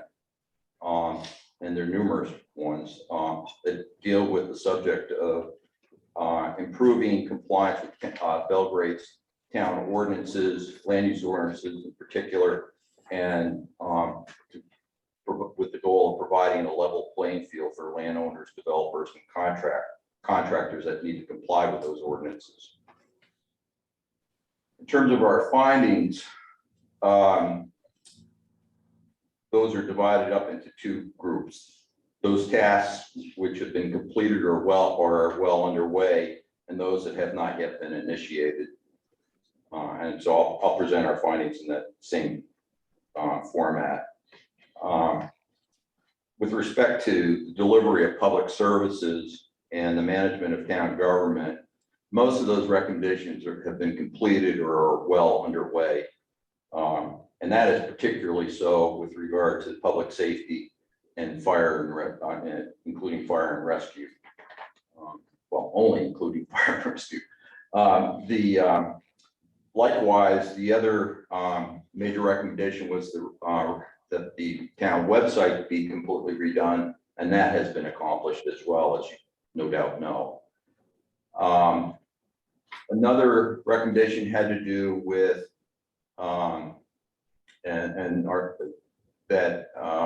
town boards and committees are transparent in conducting their business with the goal of ensuring that the public has the opportunity to be informed of what they're doing. And in that regard, we found that most town boards and committees make public both their agendas and minutes and post those on the town website. Those committees that do so include the Selectboard. You folks are doing a good job. Planning Board, Appeals Board, Library Trustees, our committee, the Lakes Committee, and the Transfer Station Committee. The Budget, Roads, Communications, and Cemetery Committees post their agendas, but not their minutes of their meetings. And the Board of Parks and Recreation also posts their agendas, but not their meeting minutes. The Senior Resource Committee posts neither public record. We also just found minor progress was made in the implementation of a recommendation from the Growth and Development chapter of the plan that has to do with developing a geographical information system capability, or GIS capability, to track the land area of new development permitted by the town, the amount of remaining open space after that development, and the amount of developed impermeable area in the watershed of the lakes to better assess trends in stormwater and phosphorus runoff. The minor progress was a number of meetings held that our committee hosted between Joel Greenwood at KV-COG, Peter representing the Planning Board, and Anthony. The focus of these meetings was largely to determine what the goal really was and what use could be made of existing mapping and resources available from KV-COG. What we devoted a considerable amount of time on, maybe more than any other subject, was looking at the 14 recommendations that are in the comprehensive plan scattered throughout it regarding how to improve compliance with towns' existing ordinances, land use ordinances, and the recommendation, and whether those recommendations have been, any progress has been made in implementing those. The 14 recommendations are actually listed in table form in Appendix A to your report, so they're all in one place.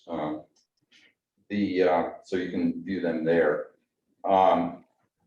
This again is consistent with our recommendation to you folks last year that we do this so that we can take a more comprehensive look. When what we've been doing over the last 4 or 5 years now is going chapter by chapter by chapter and looking at the recommendations for each chapter. Well, in each of those chapters, you find recommendations regarding code enforcement and how to improve compliance with ordinances. But by kind of doing it piecemeal like that, you don't really get a look at the full picture or get to talk about the full subject. And that's why we brought all 14 together and sat down with Anthony and Code Enforcement Officer Gary Fuller on multiple occasions. So these recommendations, when you look at them, they all stem from 2 really objectives or goals. The first is to ensure town ordinances and permits issued under those ordinances are actually implemented as required. And secondly, and I've alluded to this before, that we ensure equal enforcement of town ordinances, thereby providing landowners and developers and contractors with a level playing field. So violating an ordinance doesn't give somebody an undue advantage over people that are trying to do the right thing. In the course of our efforts, unfortunately, we ran into something of a roadblock in the sense that we couldn't objectively really assess the current status or any improvements over the life of the comprehensive plan and compliance rates. We were hampered by the basically a total lack of any record keeping. And the information we needed just wasn't available. This would include things like numbers of permits and citizen complaint inspections conducted, the findings of those inspections, the numbers of development projects found in compliance, the number found in violation, the number of violations brought into compliance. None of that information is available here in the town office. So without that information, it was not possible to quantify the current compliance rate. We couldn't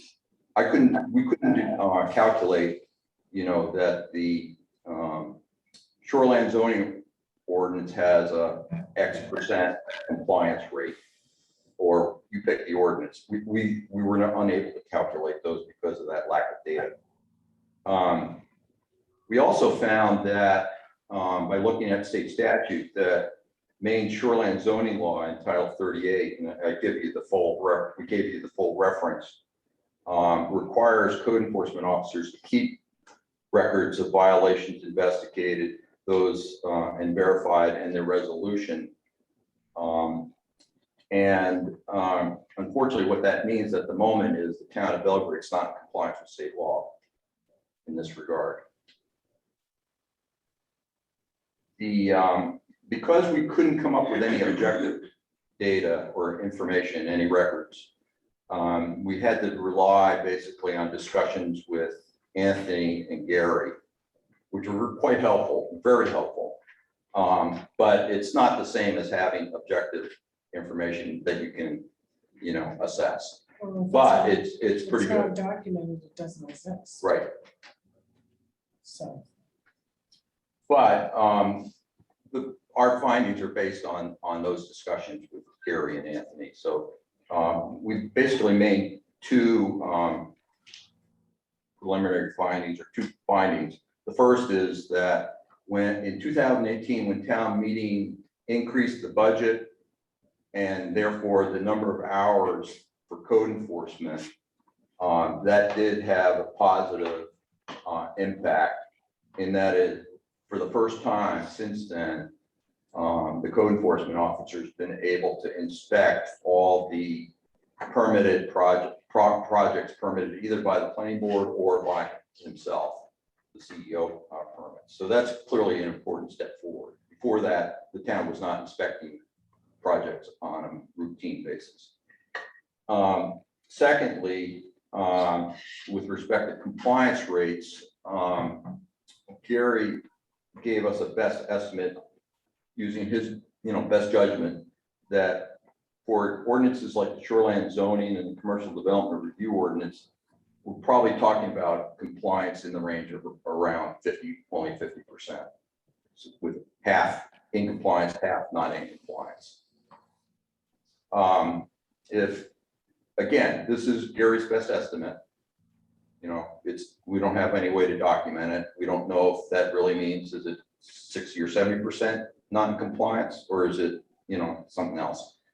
But if indeed, we have 50% of our shoreline zoning and commercial developments not in compliance with town ordinances, the next logical question that we had to discuss and did discuss was, how can the town improve and reduce the number of violations? Or the way we put it was, what would it take to have a modest increase or make modest improvement? For example, 10% increase in compliance over 2 years, something you can measure. And we had a fairly wide-ranging discussion amongst ourselves with Gary and with Anthony, but frankly, it was pretty inconclusive. We didn't come up with really any good path forward. We also had a similar sort of parallel discussion of reasons for non-compliance. And Gary had pretty firm thoughts on this. The first being ignorance of the ordinances, for starters. The second was that many landowners, developers, just it never crosses their mind that in Belgrade you might need to get approval from the town prior to starting your project. And lastly was that too many violators simply just don't care. And they view any penalty or the cost of an after effect permit as the cost of doing business, and it's worth the risk of getting caught. So those were our major findings. Some tasks had not been initiated at all. There's 5 of them listed on page 5. I just want to highlight one of them though, and that is the development of a TIF policy to encourage future commercial and industrial development in the plan's designated commercial growth areas. I'll leave it to you to look at the others at your leisure. And then the final section, of course, there's some recommendations on our part, or on the committee's part for your consideration. So moving on to those, there's 6. First was that towns, boards, and committees not already doing so should be required by the select board to maintain as public records both meeting agendas and minutes and post them to the town website in a reasonable time frame. Second is to address the issue I just mentioned earlier, and that is the town's inability to objectively quantify the current compliance rates with existing ordinances and any changes over time, hopefully improvements over time. The recommendation being that the town manager and the code enforcement officer should develop and implement a simple record keeping system with the objective to be able to measure year-to-year compliance rates, identify specific areas of non-compliance, so solutions can be focused in the worst areas of non-compliance. It's basic, just so you prioritize your work. Simple as that. Of course, this has the benefit of bringing the town also into compliance with state law, the shoreline zoning law that I mentioned earlier. The third recommendation is that the town manager and the code enforcement officer implement, and this is actually, give credit where credit is due, Anthony's idea. Town manager and CEO implement routine issuance of inspection follow-up letters outlining the compliance status of CEO inspections. Whatever voluntary compliance remedial measures may be needed in a time frame or deadline for their completion. And to go along with that, I think it's important to do something similar for those folks that are found in compliance as positive reinforcement so that they get a letter saying such.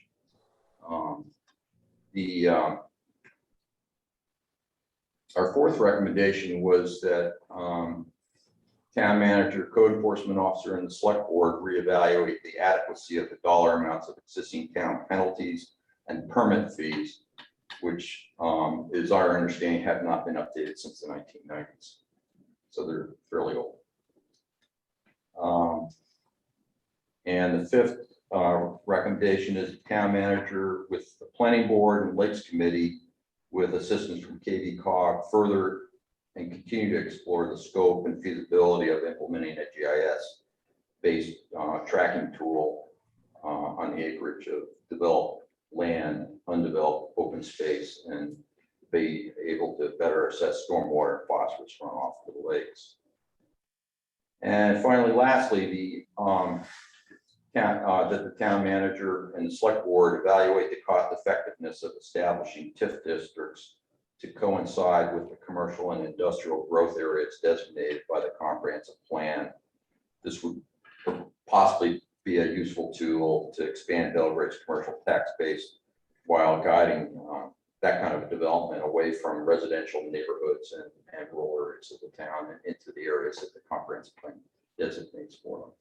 George, what is a TIF district? I'm sorry. What is a TIF district? It's a tax increment financing district. And what it does is it establishes a baseline of values in that specified district. And then as property values rise within the district, additional tax dollars that are created by that are then reinvested within that district. So typically they involve downtown districts. And they might address things like streetscaping. When I talked at our last meeting about public-private partnerships, the example that I learned about at my conference was a parking garage that was developed in downtown Petefield. Well, the town's contribution to that project came from TIF revenues. If you remember Melanie, when they were talking about putting a gas pipeline up through here, they were talking about the tips. Oh, I know what it was. Yeah, the tips. But I was like, but if we just keep calling it a TIF district and anybody else listening doesn't have any Oh, idea I'm what sorry. that is. My So apologies. that's why I was like, can we Yes. put in a public meeting It's, what the definition is? they do have their benefits, but there are also definite drawbacks that have TIF. Yeah. Hence, only our recommendation was limited in scope to assessing its cost effectiveness. I don't know if any of the other, that's all I have to say. I don't know if any of the other committee members have anything they'd like to add that are on Zoom. If not, I'd be happy to answer any of your questions. I don't see anybody rushing to the I speakers. feel frustrated. I feel frustrated by the fact that we have said for years that our record keeping needs to get better, and then our record keeping is abysmal. How do you track citizen, and I've also heard from several folks that they don't bother to make a complaint because they don't know if anything happens with that. And if we don't have trackability of that, but we're asking folks to, if you see something, say something. But then we have no way of quantifying that anything has been done, that there is any follow-up. Human memory is fallible. Why can't we just come up with a two-part form for inspections? You go inspect a project or whatever, you got the two-part form, you make it out. If it's in violation or not in violation. If it's in violation, you make your notes on it. You have the people sign it, you give them a copy of it. And then We keep a have copy of it. hard copy, I mean, it's simple to make a form. so some sort of a carbon copy form, but then those forms have to be collated and correlated with data so that we can see if there are improvements. Because we've all heard, why do I have to do this when so-and-so did it? And how come they got an after the fact permit, but I can't? So some folks assume they'll pay the penalty and not have to comply up front because then they didn't have to comply. And none of those things are okay. I think for me, that's the most frustrating part of this is that we do spend a lot of money on code enforcement, and we do have committees that spend an amazing amount of time trying to develop and update our ordinances to keep us in line with state guidelines. But then if we are doing nothing to make sure that that is happening, then all of those people's efforts are wasted. So I think the idea of, did anybody come up with a carbon thing? Because I know one of the challenges is just if technology is ahead of where some folks are. I wonder if we have a digital documentation where the code enforcement officer digitally records notes when he's on site, or, back in the old days when and then somebody transcribes them and now there's a written record. We have to have a written record. it's pointless to do any of the other stuff. And we have no idea what the compliance rate is. We don't. You can't guess, and you don't really, I feel like we don't have a legal standing if something is challenged, because we have no documentation to back it up. And is there a penalty because we're not complying with the state ordinance? I actually don't know. I suspect DEP would not make an issue of this unless there were other things that the town was doing improperly in terms of not administering shoreline zoning properly. And to the best of my knowledge, that's not the case, but But we don't know that.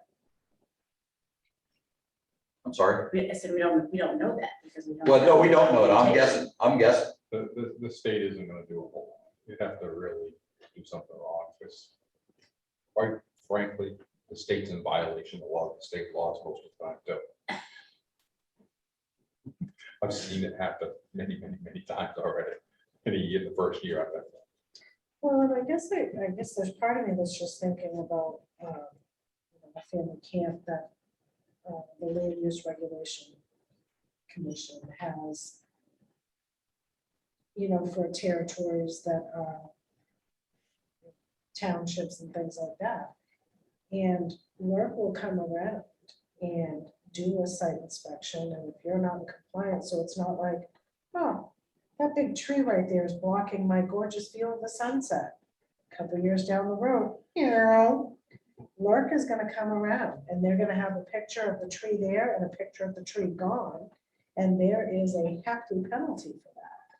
And I feel like I've said several times that I think we need drone documentation of what it looks like, what Belgrade looks like. And we need to update this yearly so that we have a legitimate record that's irrefutable about the changes that have occurred. So I think that's one thing that we do have to consider, but I also think that we have to ensure the compliance with the ordinances, and we have to document that it's there, and that it does need to be a level playing field.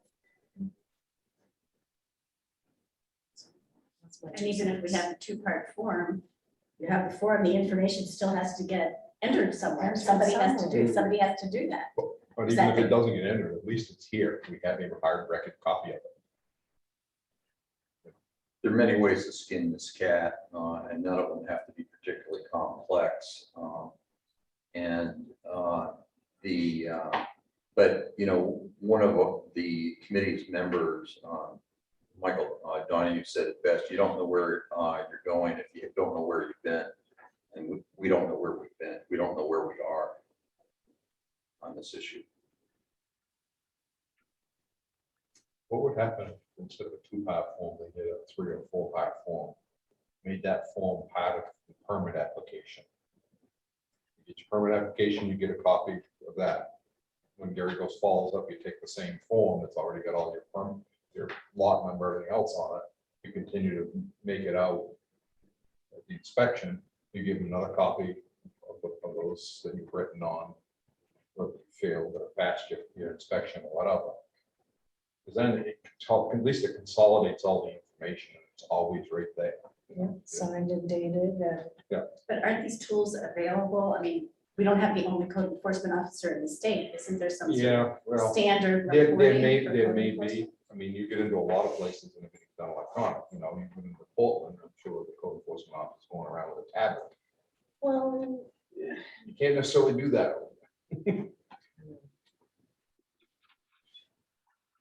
We can do the checking, but I mean, Or even a simple Excel spreadsheet. I mean, it's not anything. anybody can do that. well, they could, but entering the information into an Excel spreadsheet, and then when the box gets bigger and it, for some folks, an Excel spreadsheet is still above their technical capabilities, and you could really screw that up. That would be. Well, and there's ways to, there's simple ways to even, it's filling out the form, like you said, and it automatically uploads that into the spreadsheet form Uploads it into a for spreadsheet. analysis. There are programs out there, that just like there's programs out there that you can take your receipt and scan it in, it automatically transfers that information onto a document. It organizes your receipts. So there must be something out there that you could scan this form after you've written it out and have it go, and it puts it. I mean, we weren't so presumptuous as to pose exactly how to do this. You know, I think Anthony and Eric could come up with a system. It just needs to be done. Yeah, I think so. I think so too, because I think, And can we go back using minutes from the planning board? I mean, if the records are in the code enforcement office, then would they be with the planning board? No, that's, That's to do with enforcement. yeah, so once the planning board has issued their permit, they're done. I mean, obviously, those permits are on file in the town office and they're to be consulted. But God, I hope so. I remember when at the old town office, they got thrown out, but Well, I mean, at least we would know then, what permits have been issued over the past however many years and. So one of the things our clerks are doing now is when a permit is issued for a property, they're putting that in the tax file for that property, so that all those records are congregated in one place. Previously, they were not. Sounds like something we've got to work on. yeah, We're not gonna get it solved tonight, so. but if anybody has any other ideas. The best would be for us to consolidate them. All set? Thank you. Thanks. you're bad news. Now he's gonna run like the wind, probably. All right. So, Oh, now- I just got a message from Kathy that her hand was raised, so I did not see her here, but Kathy, if you're there, do you want to chime in? yeah, I didn't see anything either.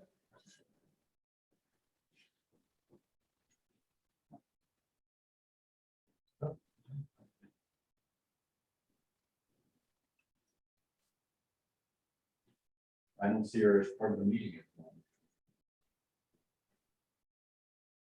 She's not there.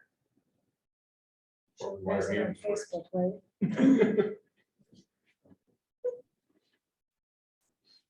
Okay. Moving right on. Good night, all. Good night. Right. Thank you. Thank you, Night. guys. All right, next up, we have discussion and consideration of COVID-related measures in town facilities. I'll take a motion to open that. Moved and seconded. Ricky, what's your pleasure? Sleeping. You're muted. Yes, Open that item, Dan? Yes. Barbara? Yes. All right, 4 yeses. Ms. Lynch, you are on. Oh, can you hear me? We can. Good evening. So Anthony and I had spoken a few weeks back in regards to what other towns were doing in regards to COVID measures. I had the opportunity to speak with the Oakland town office as well as the Rome town office, and they're currently not requiring the public to mask. They are recommending, strongly recommending, that any individual who has not been vaccinated to wear masks, which it seems to be everywhere. We also discussed the possibility of continuing masking for kids at the center of all seasons for like the after school program. The opportunity to speak to Lily, and she was in agreement as well that the kids are used to masking. It hasn't been a problem because our school district is masking throughout the day with mask breaks, and they're able to reduce mask time when they're outside. Lily has stated that they would like to continue with masks inside when it's a rainy day or it starts to snow, but continue to hold most activities after school outside without masks. I'm in agreement with what our school district is doing, mirroring that. And if any changes happen, that I'm more than happy to speak with the superintendent to see what the recommendations are for our school district. I do not think that at this time we should require individuals to mask. And I know that Anthony had outreach to the MMA in regards to if we could, as a town, require individuals to mask. And his email to me stated that we could. I think should be more of an honor system, like you go to the grocery store, you're asked to mask. Every time you have a doctor's appointment, they call you up. Well, for me, I know that if I have a doctor's appointment, they call me up and ask me a list of questions in regards to masking. If I've been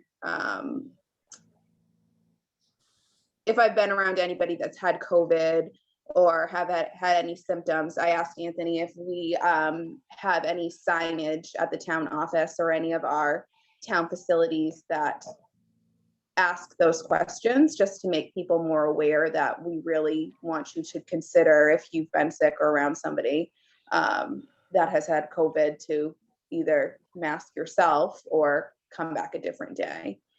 So I don't think I have any changes in regards to what's currently happening.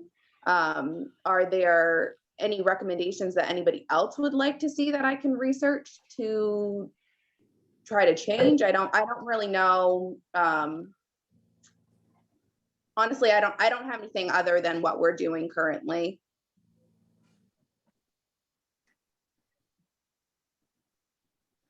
I do kind of like the idea of posting something on the door that says stop. If you've had a fever. And I sent Anthony just a sample. I know that the CDC has examples that we could come up with, tailor to ourselves. But it's when I get a call from like my pediatrician for my kids, they always ask me if anybody has been around anybody that's been that's tested positive, or if we've had certain symptoms. Whenever I walk into the peds office, they have a sign on their door that says stop, and you read the list of symptoms. And if you've answered yes to any of them, then you need to call them and tell them, and they'll tell you to either reschedule or you're good to come in. Now, I know that we can do most things from the town office over the phone. So it just might be a good idea to have some signage available. If that's something that everybody's okay with, I can come up with an example from the CDC or even Maine General to see what they're using. But per like other town offices in the area, they're not telling people that they have to mask before they come in. They're not telling people too, they need to be 6 feet apart, but we're still doing it. Sometimes we have to be smarter than the curve. Mm-hmm. Okay, so does anybody have any other ideas? I think the idea of posting a sign at the door with those, it's just a good reminder that we're still in this. And I do think it's important that we remain nimble, so that if circumstances change, we're ready to change along with them. Our staff was very concerned today because 2 people who were in today said they had recently had COVID, and one of them said today was the first day that she had tested negative after having COVID. Now, thankfully, they were wearing masks, but nonetheless, that sort of behavior is concerning. So I think we have to just be ready to address needs as they arise. And it might be a good idea for the signage to say if they have had X, Y, and Z, or they've been in contact with X, Y, and Z, you can call us. If it's something we can do over the phone, we're happy to assist. Or if you call us and you say, oh, I had the sniffles today, okay, we're going to remind you to put on a mask before you come into the building. It might be something as simple as that. I know I went to the nursing home, and now they're shut down because there's a case of COVID there. There's actually a couple.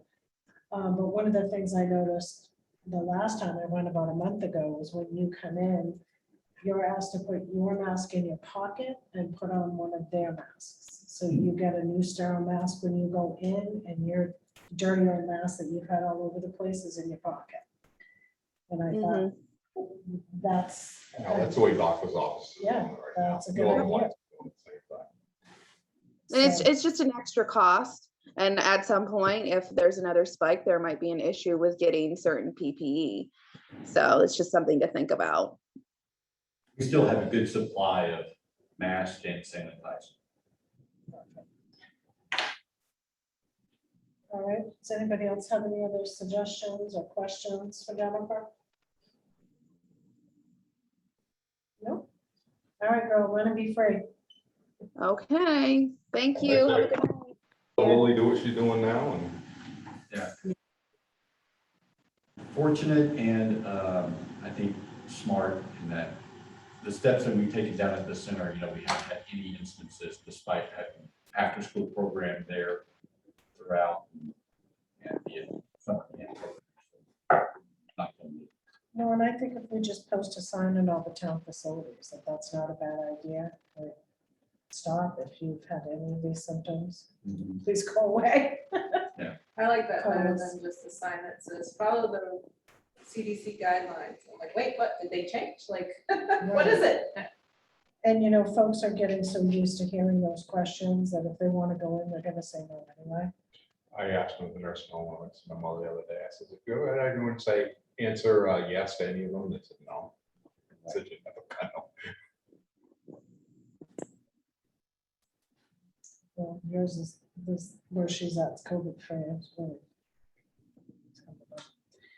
Okay, so next up, we have discussion and consideration of the 2022 animal shelter contract.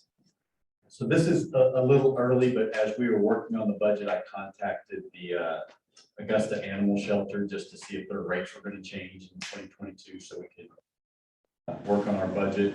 The rates are going to remain the same. So at that time, the director there just sent me a contract for 2022.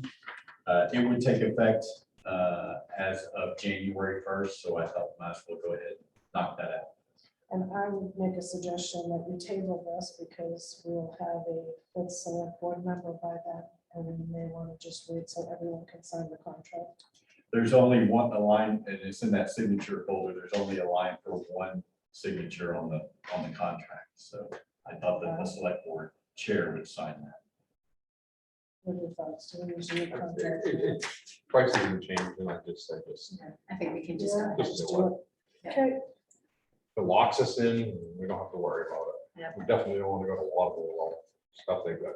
gosh, that's been a mess. Amen. Move that we approve the new contract.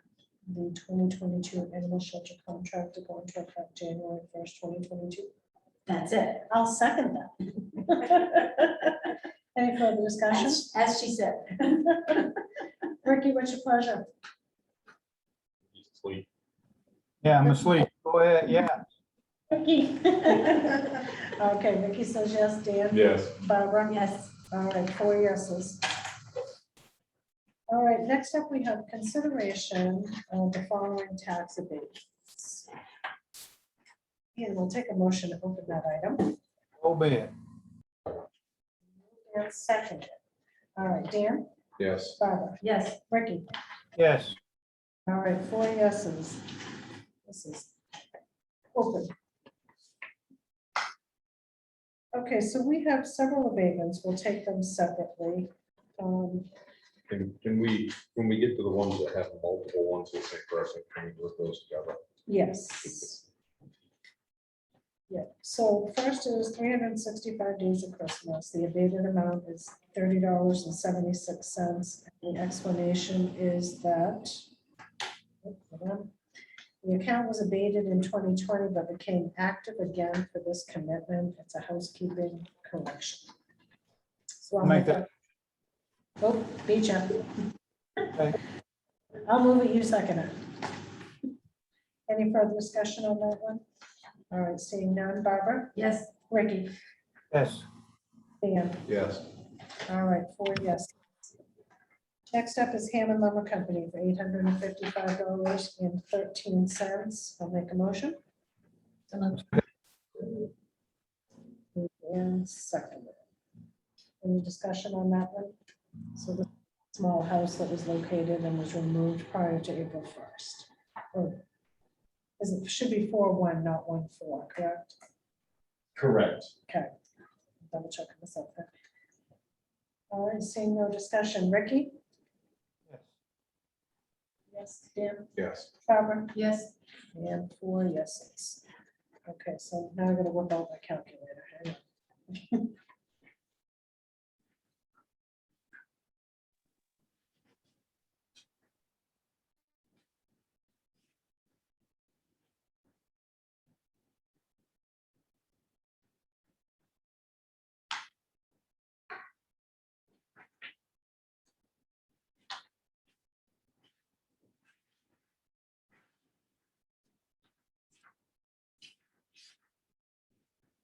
All right, so I make a motion that the board issue the abatement totaling $2,088.60 to Carla Carey. And this was, she had the lot approved as condominium, sold the house located at 325 Smithfield Road with a 1 acre of land that was not as a condo site. So the condo unit ownership structure was supposed to be changed with the planning board, and was not done. And was not done. So these abatements will abate the building values for the structures that were removed prior to 4/1/2021. Once again, I'll make a motion that we abate the amount of $2,088.16 to Carla Carey. Second. Seconded. Any further discussion? Seeing none. Ricky? Yes. Barbara? Yes.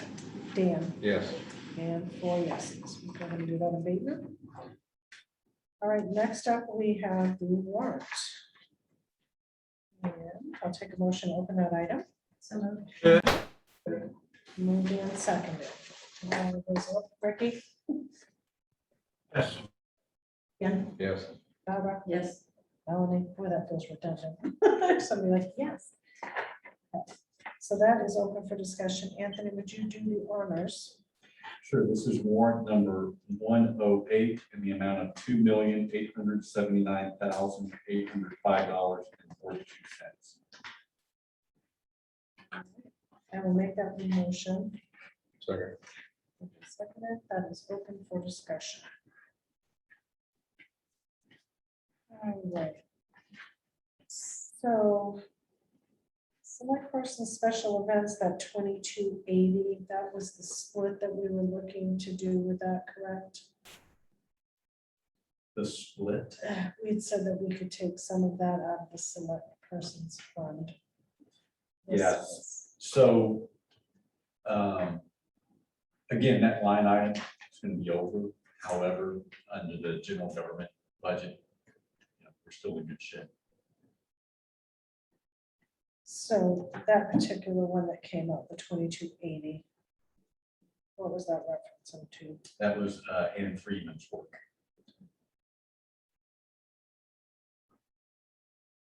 And is that all that's left in the select board special events fund? Is that why that's the amount is the 2280? That was the amount of the invoice. Okay.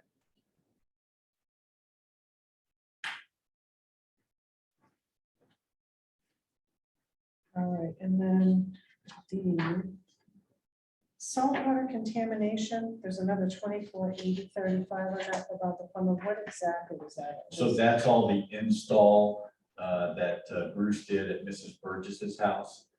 That included a new water tank, and new hot water heater.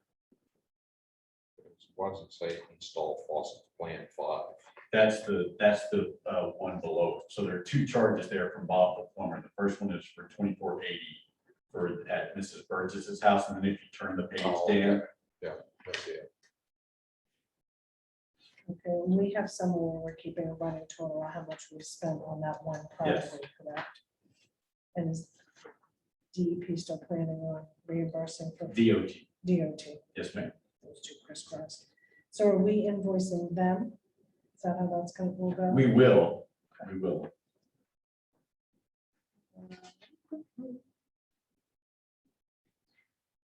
Page 3, we have the Depot Pit LLC. What is that? Whose pit is that? Oh, that's, Jason got some gravel. I'm not sure who that pit is on. It belongs to Steve Foster and Ah, across from the school. thank you, Ricky.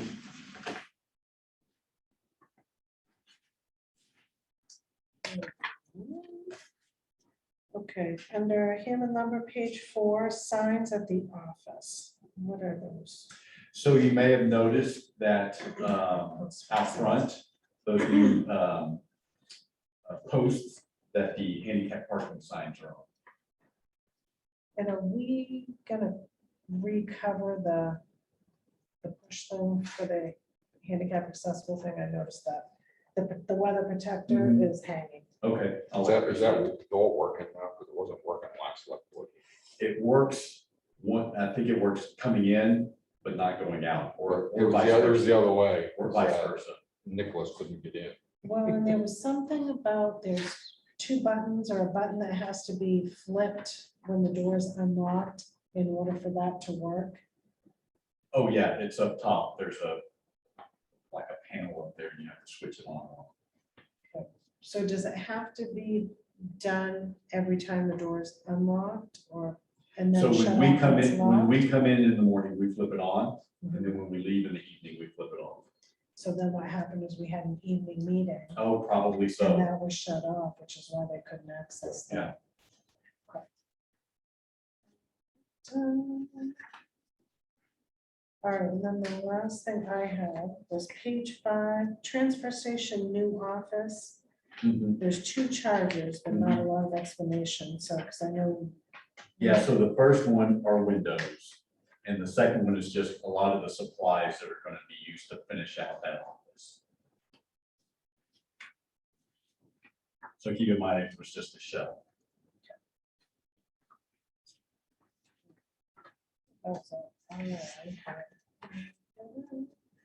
Oh, reimbursing fishing licenses. Yeah, Nick told me about that last week, and I can't remember. I think the $8 one is someone who bought a fishing license, but he's over 70, so he gets a fishing license for life, and it's lesser charge or whatever. They didn't realize it at the time. So I'd have to follow up on what the other one was. I don't recall offhand, and it wasn't in the office today, so I'll email you guys about what that is. Yeah, because I was not sure, because then it had like the state fee and the agent fee, so I wasn't sure if there was another fishing license reimbursement, or if that's something. You do the reimbursement, do we have to then Oh, yeah, so if we take money reimburse it, back from the state? yeah. Okay, I'm done picking it apart. Anybody else want- Somebody went fishing, didn't catch any fish, decided they wanted their money back. I was like, what is that? I like to unregister my car. I didn't like driving on those roads. The fish weren't biting. I took my taxes back, please. My house isn't worth that. Did anybody else have anything on this one? What is a pant for a cemetery? Oh, wait, what pants?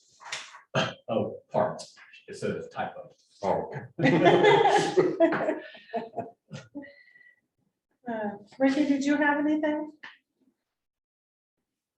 All good. Oh, good. All right, we're seeing no further discussion. I'll take a motion for the approval of those. That one. Moved, seconded. Barbara, Yes. Ricky? All right. Yes. Got you now. Dan? Yes. All right, 4 yeses. All right, and then the last item on the agenda is the town manager's report. So the first thing is something that I talked about last time, and I sent you guys some information. Melanie requested some information I provided to you, but I'd like to try this fixed fee contract with Bernstein Sure for 2022, because I'm hoping that it would help to limit our legal expenses, which have mushroomed over the last couple of years. For $1,000 a month, all of our general services with Bernstein Sure will be covered. Most everything other than litigation, which means that we would still have to budget some money for ongoing and potential new litigation in 2022. But everything else that we ask them to do, whether it would be reviewing an ordinance or giving us a legal opinion or helping us with a personnel matter, any of the many things that we might ask them to do would be covered by this $1,000 a month. I think there's a good chance that we could limit how much we're spending on legal expenses. They've done this with 5 other communities, one of which is Rockport, and I happen to know the most recent manager in Rockport, so I called him, and he endorsed this. He thought it served the town of Rockport really well. They entered into this agreement with Bernstein Sure. How long have they been doing it? 5 years. And did they notice a dramatic decrease in their, Well, the town manager, he said, because they have the whole thing with their harbor master. oh, really? Yeah, So, That's right. oh, that is Rockland. so the former town manager mentioned to me, he's got 25 years experience as a town manager. And so he said he was less likely to call the attorneys than his predecessors were. But he said he didn't hesitate to contact them whenever they needed to. So, you know, from a budgeting standpoint, it also gives you like a firm figure that you can budget, you know, otherwise it's sort of guesswork to some extent. And it would be with trying to figure out how much to budget for litigation. In fact, in budgeting for litigation, I'd actually like to split that in two. So we have, you know, most of our litigation has involved matters that involve the planning board.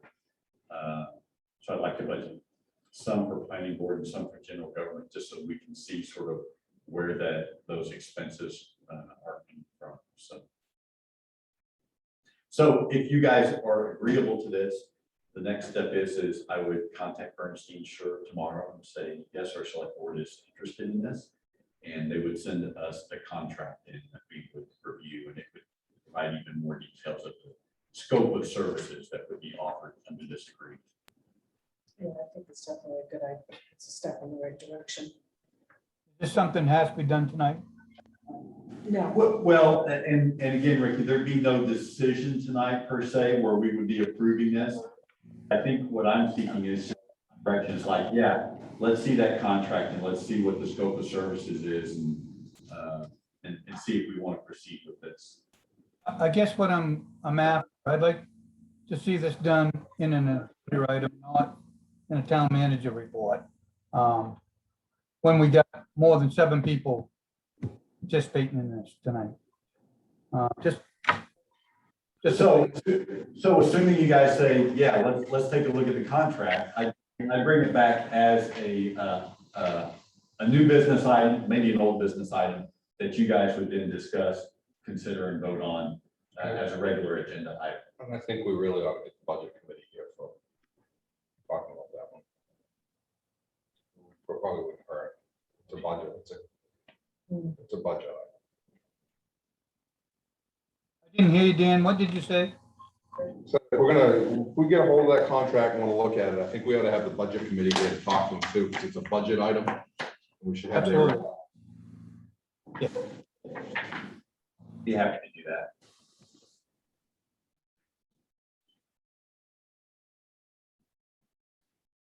So yes, you guys want to see the. Yeah, I see mean, the I don't have a contract? problem seeing the contract, see what they're gonna do. All right. We wanna- Just an update, we had a really good roads committee meeting last week, and I think we've sort of formalized what we want to do. Well, not formalized, we've sort of come to a decision that you guys will eventually sign off on what we think the paving project in 2022 should be. And it would include the Depot Road, Minot Hill, Guptill, Hulk, Hewlin, and Red Oaks Lodge roads, Old Route 27, Lakeshore Drive, and School Street. And at this point, our best guesstimate of what that would cost, we crunched a few numbers, would be more than $800,000, which, the last one was closer to like $1.1 million. So there was some talk about issuing maybe 2 years of debt as opposed to 3 years of debt. That mill rate sort of what it has been over the last few years when it comes to paying off bonded indebtedness. But we also talked about adding 2 other roads, maybe to increase the amount of that. One of them would be the transfer station road, which when we did the repaving at the transfer station, there was some excavation involved and a lot of rocks were removed from that place. So it only leads us to believe that from the Dunn Road up to the portion that we did pave probably needs to be dug out and a lot of rocks removed from that. But also the east-west lane, and the east-west lane, mainly because we like to try a different type of paving on that road in particular, where instead of hot mix, we would use cold mix, which is a lot less expensive. So, and I learned this from talking with the Public Works Director in Gardner. He suggested on low traffic roads that do not have a lot of heavy truck traffic, it's much more cost effective to put a cold mix, compact it, and then put a chip seal over it, which is just asphalt tar, and then some rocks on top of that to hold the tar into place. The asphalt then sinks in and creates a seal for the salt mix. No, I or do the cold want to mix. ask Ricky, I remember bringing something forward about this. It was probably Yeah. a year and a half ago. It's being used in Gardner. And the board kind of straight up was like, we don't want to hear about it because it doesn't work. Do you remember that there was a couple places in Gardner or West Gardner that were using it? We used to use that in Belgrade, chip seal, when they used it on McGraw Pond Road. Flat tires and you could shake a stick at. That was a few years ago, quite a few years ago, but it didn't pan out. So I think you need to take a good look at that. The thing is though, if we want to try that out, that would be a good road to try it on because it's a low speed, low traffic road. No through traffic. That's one road that's always given me a bad taste because it's one of those roads that we really didn't want to take over that we ended up having to take over. Because they did everything Yeah, to spec because so that we would But have the to. problem is that if there's no way in and another way out, I don't like these roads. And if this is gonna be a road that people should be driving, treating it like a long driveway at 25 miles an hour, it might be one of the ones we want to try it out on. Do some research on it first. Yes, I think, was it State Construction? I think was who had brought it to me, and asked if I could bring it forward. I mean, let's find out some data on it. How they're holding up and everything else. And then would we be responsible? So if there are a bunch of flat tires, is that the town's responsibility? Much like if there's a pothole and somebody makes a complaint, you have 24 hours to fill it? Well, I've never heard that, but municipalities are protected against such claims because otherwise we'd be fixing every flat tire that happens in town. Right. Yeah, the pothole law is correct. Yeah. Really? Oh, yeah. If somebody reports a pothole or you have somebody out, so many days or hours to fix it. Really? If not, the town is I'm responsible. gonna have to find out more about that. Oh, yeah, Google it. Yeah, and when I was talking with this fellow in Gardner, chip seal was very common where I came from, and he says the 2 best things that you can do to preserve and extend the life of your roads are crack sealing and chip sealing, simply because it's preventative maintenance that extends the life of a roadway.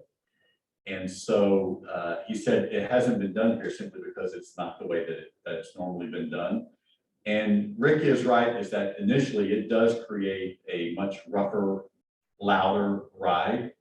But one of the things that with our winter maintenance is when a snow plow goes over that several times, it tends to smooth the rough edges off of those rocks. So it would be it'd be smoother, it'd be much smoother after one winter than what I was. Plus, you're accustomed not to. driving 45 miles an hour. Right. An hour, so I think a lot less damage. So- It's worth talking. Yeah. So it's something the roads committee thought was worth trying for the sort of the reasons that Dan mentioned. It seems like a perfect low risk candidate for trying something a little different.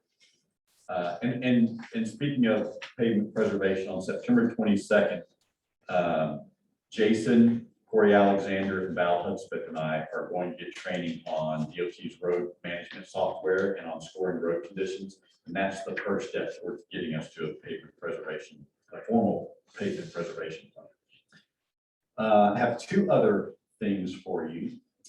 So we had a plan for the recreation custodial position that involved one of our seasonal workers at the transfer station, and he took a full-time job last week. I'm concerned that we may have difficulty filling that position. And so I'm wondering what your thoughts might be. And Kenny and Lily assure me they can make good use of this, of having a position, a full-time position that's split time between the transfer station and the rec center, doing the custodial work and minor maintenance work at the recreation center. And that would be different from who's doing the routine custodial maintenance here. Or would that position? Depending upon the skill set of the person we could hire. Now the added cost would be providing a benefits package for a full-time employee. I don't know how to fill that position or something. It's just, to me, custodial work at the Center for All Seasons, and work at the transfer station, are two totally different job skills, job sets. And I think in the custodial job description, one of the things was that they had to be work with kids and things like that. So I think that that's not part of the custodial position. I think the person we had in the past came from a long history of working with kids. But correct me if I'm wrong, I'm pretty sure there was a part. I had to go back and look at that. So, Because I think it was sort of like that person could fill in on other things if need be. Yeah. And So I the- think it would have to be. yeah. So the disappointing thing about this, Dan, is the fellow who was working at the transfer station for us, he was working there initially, and we pulled him in to do some of the work at the center, and he was leagues better than. Oh, yeah, and I'm sure it was, but I'm thinking that I think the pool of people that are gonna wanna work both those places is a lot smaller than one or the other. Well, and I also feel like, I'm not gonna crap talk any former employees, but I think when you don't get a raise the entire time you work for an organization and you're never offered a benefits package or a full-time position, I would not be super achieving either. Not that I'm making excuses, but I think we also have to consider some other factors in that.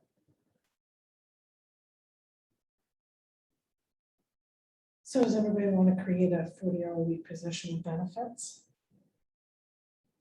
And- Or do we want to and if think you- about it? Yeah, if you guys want to think about it, we don't have to have an answer tonight. We're just trying to come up with some creative ways to address needs. And we thought we had a creative way, and then he, get hired on with someone else because he could get 40 hours a week. And who do we have cleaning all the other facilities, this place, North Belgrade, places like that? Well, if we had a recreation custodian, that would be the person cleaning North Belgrade. So for the time being, it's really Chris and this guys. Who's doing this? This place, Chris. To me, if you're gonna start thinking about doing something full time, I'm sure we could use Chris somewhere better than cleaning this building. So- I say if we do that, we get a custodian and using this custodial work at all the locations. Custodial work and general minor maintenance that you can do while in buildings. I like that idea, Dan. That way it's specific, this is your job, this is what you do. Yeah. Yeah. I That makes like that. sense.